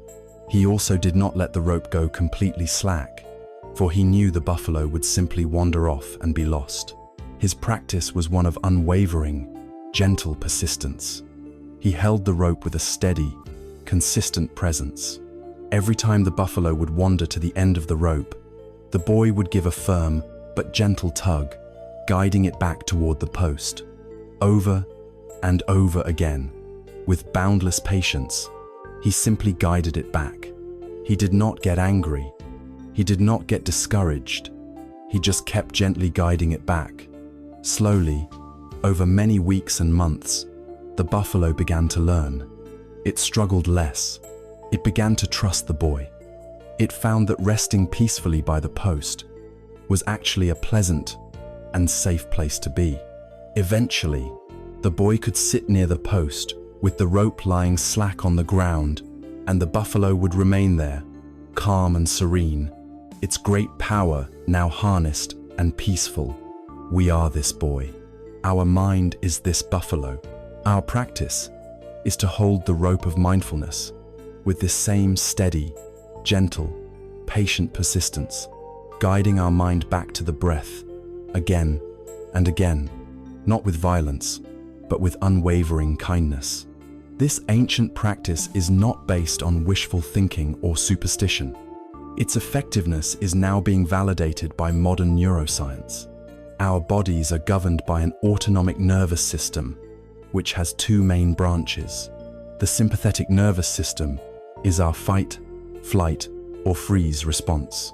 It prepares the body for a perceived threat by increasing heart rate, tensing muscles, and releasing stress hormones. An anxious, racing mind is the psychological correlate of a dominant sympathetic nervous system. The parasympathetic nervous system is our rest and digest response. It promotes relaxation, recovery, and calm. Slow, deep, and mindful breathing is one of the most direct and powerful ways to consciously activate our parasympathetic nervous system. When we focus on the gentle, rhythmic sensation of the breath, we are sending a powerful signal from the body to the brain. This signal travels up the vagus nerve and essentially tells our brain's alarm centers, everything is okay, we are safe, the threat has passed, you can stand down. This is why the practice feels calming. We are using the breath as a biological key to shift our entire physiology from a state of high alert to a state of deep safety. And only when the body feels fundamentally safe can the mind truly allow itself to rest. The breath, then, is our most humble and most faithful friend. It is an anchor in the storm of thought, a bridge to the present moment, and a key to our own nervous system. It is always there, waiting patiently for our attention. The practice of Anapanasati is not a technique to attack sleeplessness or to force the mind into submission. It is a gentle practice of cultivating the very conditions from which sleep naturally arises: tranquility, safety, and a mind that has ceased its striving. It is the ultimate act of letting go, of surrendering to the simple, profound reality of this moment and this breath. This practice of calming the mind is immensely powerful. It pacifies the agitated, negative states that keep us trapped. But the path of healing is twofold. It involves not only the calming of the negative, but also the active cultivation of the positive. Having anchored our mind in the stillness of the present moment, we can now take a further step. We can intentionally fill that quieted mind with a boundless warmth, a healing energy that is the most powerful antidote to the cold grip of fear. We can now learn to offer ourselves and the world a bedtime blessing, the sublime practice of loving kindness. After calming the mind with the anchor of the breath, we can actively cultivate a profound and healing quality in the quiet space we have created. This is the practice of metta, or loving kindness. It is not romantic love, but an unconditional, boundless goodwill toward all beings, and it is the most powerful antidote to the cold grip of fear, anger, and anxiety. This practice is not mere sentiment. It actively calms the nervous system by generating feelings of safety, trust, and connection, signaling to the deepest parts of our being that it is safe to let go. The practice can be done as you lie in bed, ready for sleep. Begin the first and most essential stage by offering kindness to yourself. Silently repeat the phrases, connecting with the feeling behind them. May I be safe. May I be healthy. May I be happy. May I live with ease.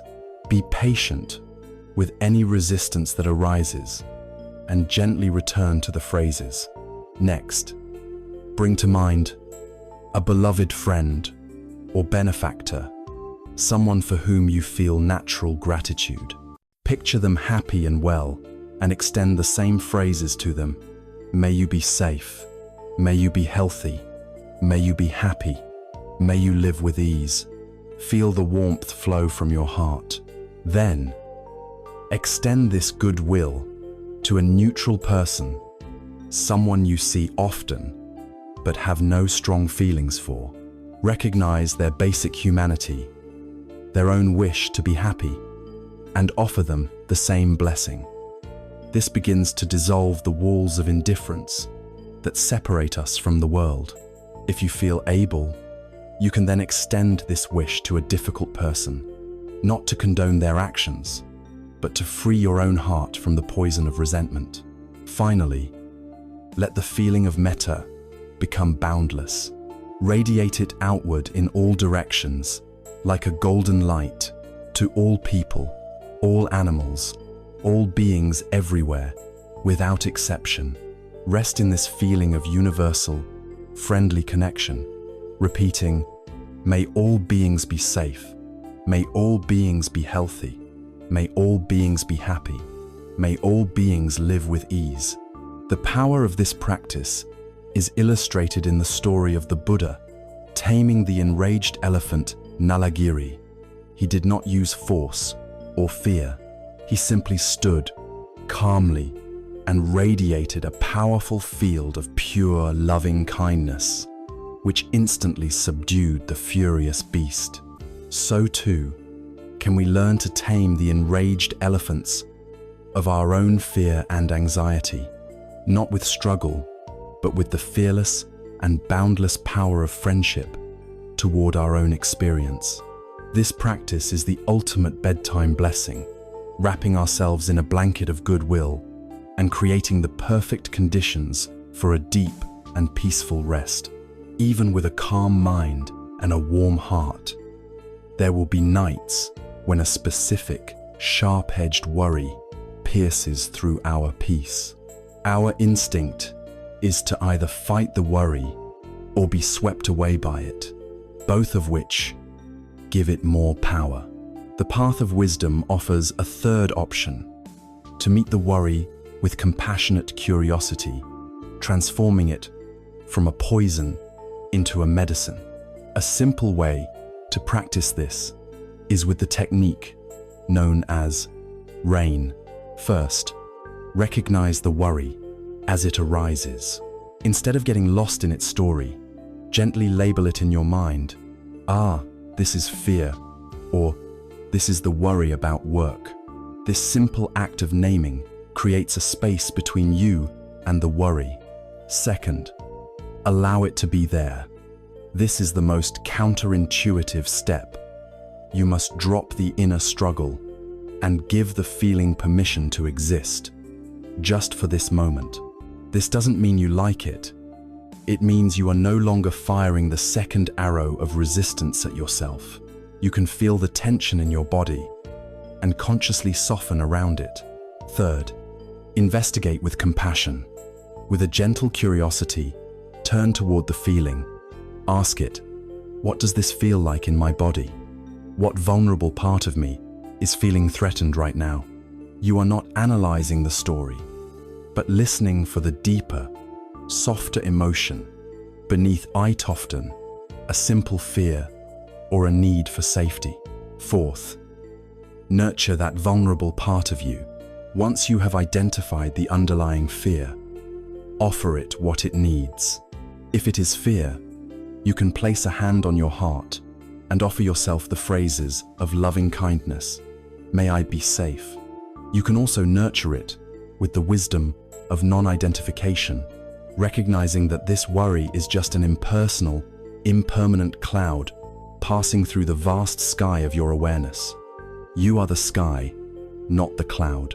This process is like the story of the Zen master who was tormented by a demon each night. His attempts to fight it only made it stronger. He finally found peace when he stopped fighting and instead invited the demon in for tea. By recognizing it, allowing it, and meeting it with the hospitality of a calm presence, he disarmed it. In the same way, we can learn to invite our own demons of worry for tea. By meeting them with mindfulness and kindness, we rob them of their power and transform them into opportunities for wisdom and self-compassion. We often treat our days and nights as separate worlds, believing we can live in a state of stress and haste, then simply cross a border at bedtime into a kingdom of peace. But this border does not exist.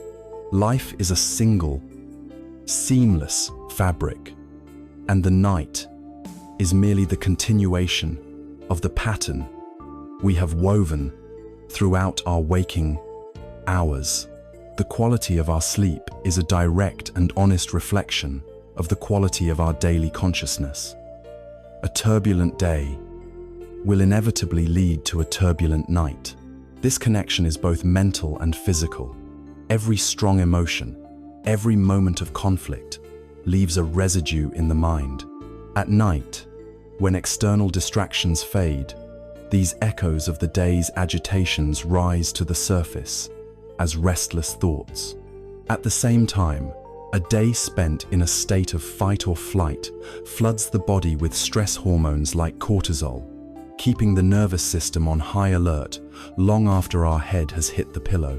We cannot expect the vibrating hum of a bell struck all day to cease instantly, simply because it is dark. To find silence at night, we must cultivate it during the day. Imagine your mind is a garden. A day lived with mindfulness is a day spent tending to this garden. This practice begins in the morning, not by immediately consuming stressful information, but by taking a few moments to set a clear, peaceful intention for the day ahead. As we navigate our work and our interactions, we practice pulling the small weeds of reactivity before they can grow, perhaps by taking 3 conscious breaths when we feel stressed. We water the flowers of compassion by choosing a kind response over a harsh one when dealing with others. In the evening, we create a ritual to put our tools away signaling to the mind that the day's labor is done. We can then compost the day's difficulties through quiet reflection or journaling, transforming the waste of our struggles into fertile soil for wisdom. Peace at night is not a technique we apply at the last minute. It is the natural harvest of a garden that has been cultivated with care all day long. A mind that has been steeped in mindfulness, patience, and kindness during its waking hours will naturally settle into a state of deep and restorative rest. This understanding reveals a profound truth. The path to a peaceful night does not begin at bedtime. It begins right now, in this present moment, with our very next choice. This mindful day ripens into a restful night, and as we will see, that restful night creates a day of even greater clarity and compassion, initiating a virtuous, upward spiral of well-being. We have arrived at the final turn in our long journey through the landscape of the mind. We began in the darkness, lost in the restless, sleepless night. We sought out the ancient wisdom of the Buddha as a practical remedy, a way to quell the anxiety that kept us from the peace we so desperately craved. We have learned to cultivate the fertile ground of our minds with the tools of hope, patience, and peace. We have learned to anchor ourselves with the breath, to warm our hearts with loving kindness, and to transform our worries into wisdom. We embarked on this path with a simple, understandable goal: to sleep better. But as with all true spiritual paths, the destination we arrive at is often far grander and more profound than the one we originally set out to find. The ultimate gift of this practice is not just a restful night, it is a transformed life. The final piece of this puzzle is to understand how the peace we find on the pillow becomes the peace we carry into the world, and how a truly restorative night of sleep is the foundation for waking up to our lives in the fullest sense of the word. Let us begin by painting a picture of the morning after a night of true rest. This is not just the feeling of waking up after having been unconscious for 8 hours. It is a qualitatively different experience. When we wake up after a night spent wrestling with our own minds, a night of fragmented sleep and anxious dreams, we feel it instantly. There is a grogginess, a dullness to the mind. The world seems abrasive, irritating. We feel a low-grade sense of dread, a feeling of being behind before the day has even begun. Our emotional skin is thin, and the slightest friction of spilled coffee, a critical email can send us into a spiral of reactivity. Now, contrast this with waking up after a night of deep, peaceful, restorative sleep, a sleep born from a calm and settled mind. There is a clarity, a brightness to consciousness. The mind feels spacious and uncluttered. The morning light seems more vibrant, the sounds of the world less jarring. There is an underlying sense of quiet well-being, a feeling of being grounded and centered in ourselves. We are not just physically rested, we are mentally and spiritually renewed. This is the first great gift of our practice. The goal was never just to escape the hell of a sleepless night. It was to wake up into the quiet heaven of a peaceful morning, ready to meet the day not as a threat to be endured, but as an opportunity to be lived. This renewal is not just a subjective feeling. It has profound psychological consequences that directly impact the quality of our waking hours. A mind that has been truly rested is a mind that is capable of greater clarity and wisdom. On a purely biological level, during deep sleep, the brain's glymphatic system works to clear out metabolic waste products that accumulate during the day. We literally wake up with a cleaner brain. On a psychological level, a rested mind is like the glass of muddy water that has been allowed to sit still all night. The sediment of the day's worries and obsessions has settled, leaving the water clear. With this clarity, we can see our problems more accurately. we are less likely to be hijacked by the frantic energy of the monkey mind.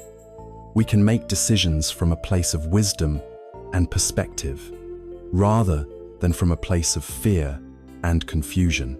Our capacity for vipassana, for clear seeing, is dramatically enhanced. A rested mind is a wise mind. This renewal also manifests as a vastly increased capacity for emotional regulation and patience. A fatigued mind operates in survival mode. Its resources are depleted, and it has a very short fuse. The gap between a stimulus and our reaction to it becomes almost non-existent. We become slaves to our own reactivity. A mind that is rested and restored, however, has a much wider window of tolerance. It has more inner space. When a challenging event occurs, the wind of blame or loss begins to blow. We don't get immediately knocked over. We have the inner resources to pause, to breathe, and to choose our response. The space between stimulus and response, the very space where our freedom lies, is expanded. We find that we have more patience with our children, more tolerance for our colleagues, and most importantly, more compassion for our own mistakes. The 8 worldly winds may still blow, but we have become more like the mountain and less like the leaf. Furthermore, a well-rested mind is a mind that is free to be creative, joyful, and open. When our energy is consumed by the basic struggle of getting through the day on fumes, there is no surplus energy available for higher functions like creativity, humor, or playfulness. Our world shrinks to the size of our own exhaustion, but when we are truly rested, our minds become more flexible and expansive. We can see new solutions to old problems. We can appreciate the beauty of the world around us. We have the energy to pursue our hobbies, to learn new things, and to connect with others in a spirit of joy and curiosity. And this leads to the most important fruit of all, a deepened capacity for compassion and connection. It is extraordinarily difficult to feel genuine compassion for others when we are depleted. Our own suffering fills our entire horizon. But when we are rested, when our own cup is full, we have a natural surplus of energy and goodwill to offer to the world. We have the emotional resources to truly listen to a friend in need, to feel their pain without being overwhelmed by it, and to feel their joy as if it were our own. Our heart, no longer contracted in a state of self-preservation, can open to the vast, interconnected web of life. The transformation is best understood through the parable of a fine musical instrument. Imagine a beautiful, masterfully crafted cello. This cello represents our being, our innate Buddha nature, with all its potential for creating harmony and beauty. However, after many days of neglect and hard use, its strings have become slack and out of tune. It is covered in a layer of dust and grime. This is the state of a person caught in a cycle of stress and sleeplessness. If you try to play this instrument, the sound it produces will be discordant, jarring, and painful to the ear. It is incapable of producing beautiful music, no matter how skilled the musician. The entire process we have explored in this journey, the cultivation of patience, the practice of mindfulness of breath, the development of loving kindness, the art of letting go is the process of tuning this instrument. It is a slow, delicate, and loving procedure. Each night, as we practice, we are the musician, carefully tending to our own instrument. We gently tighten a string here by applying mindfulness. We carefully loosen another string there by practicing letting go. We wipe away the dust of the day's resentments with the soft cloth of compassion. The night is not a battle. It is this sacred, nightly process of tuning. The deep, restorative sleep that follows is the period where the instrument is allowed to rest, to settle into its proper harmony. And now, the morning comes. The instrument is perfectly tuned, clean, and resonant. It is ready to be played. Our waking life is the music. With a mind that is rested and in tune, our actions throughout the day naturally become more harmonious.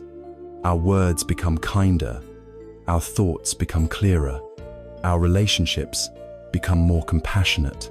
The music of our life begins to sound beautiful, not because we are effortfully trying to play beautiful music, but because the instrument itself is properly prepared.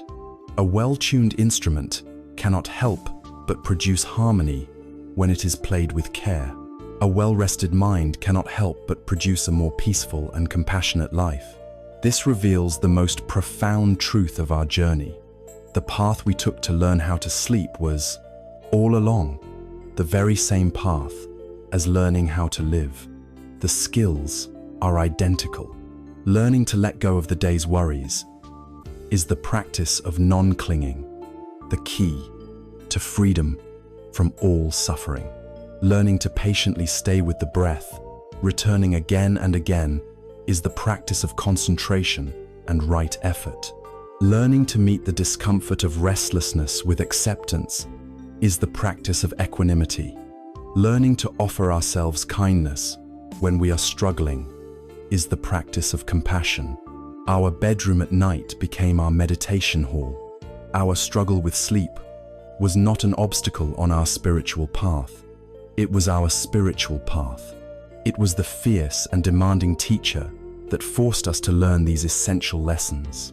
It was the dark, fertile mud that nourished the growth of our lotus of wisdom. The person who emerges from this journey is not just someone who has fixed their sleep.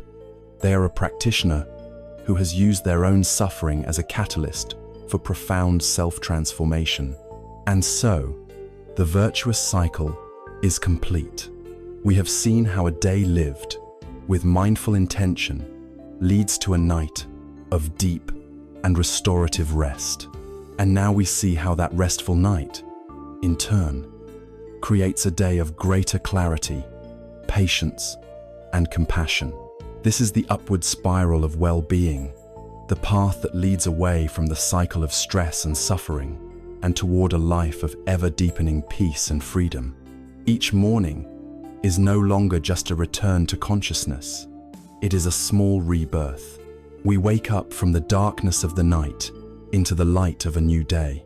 Our minds cleared, our hearts restored, our instrument perfectly in tune. The peace we found on the pillow becomes the peace we carry in our hearts, the peace we embody in our actions, and the peace we offer to a world that is so desperately in need of it. We do not just wake up from sleep anymore. We are now learning to wake up to life. We began our journey together in the dark, in the lonely hours before the dawn, with a mind at war with itself.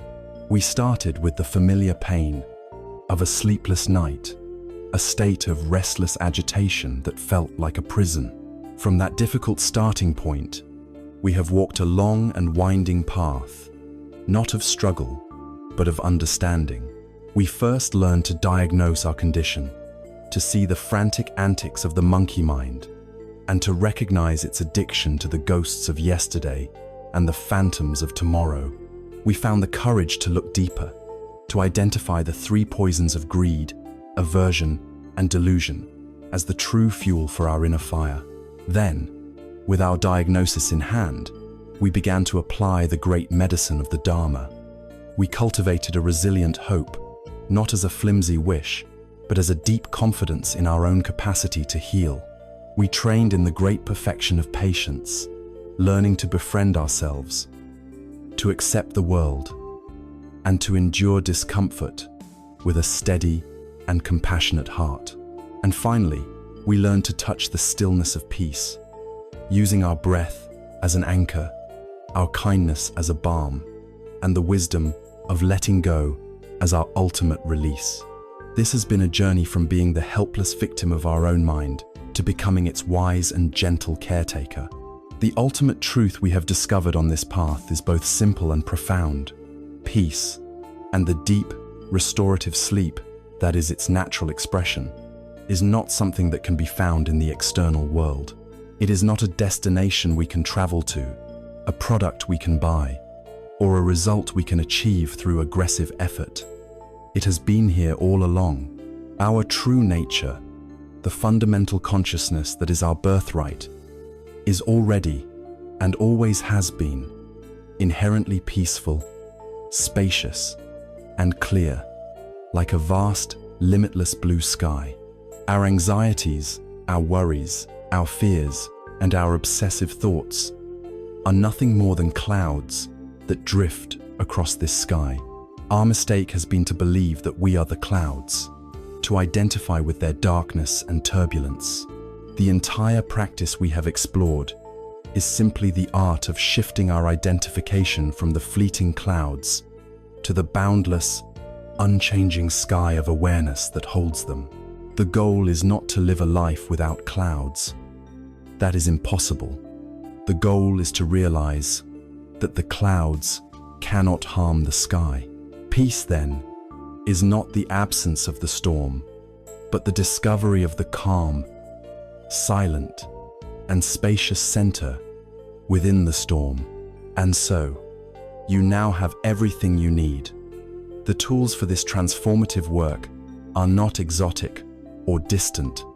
They are the most intimate and available realities of your own being. You have your breath, the faithful anchor that can bring you home to the present moment at any time. You have your heart, a source of boundless warmth and loving kindness, capable of healing yourself and the world.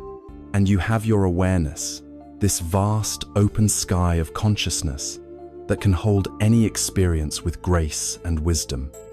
The journey to a peaceful night does not require you to become someone different. It only asks that you become more fully who you already are.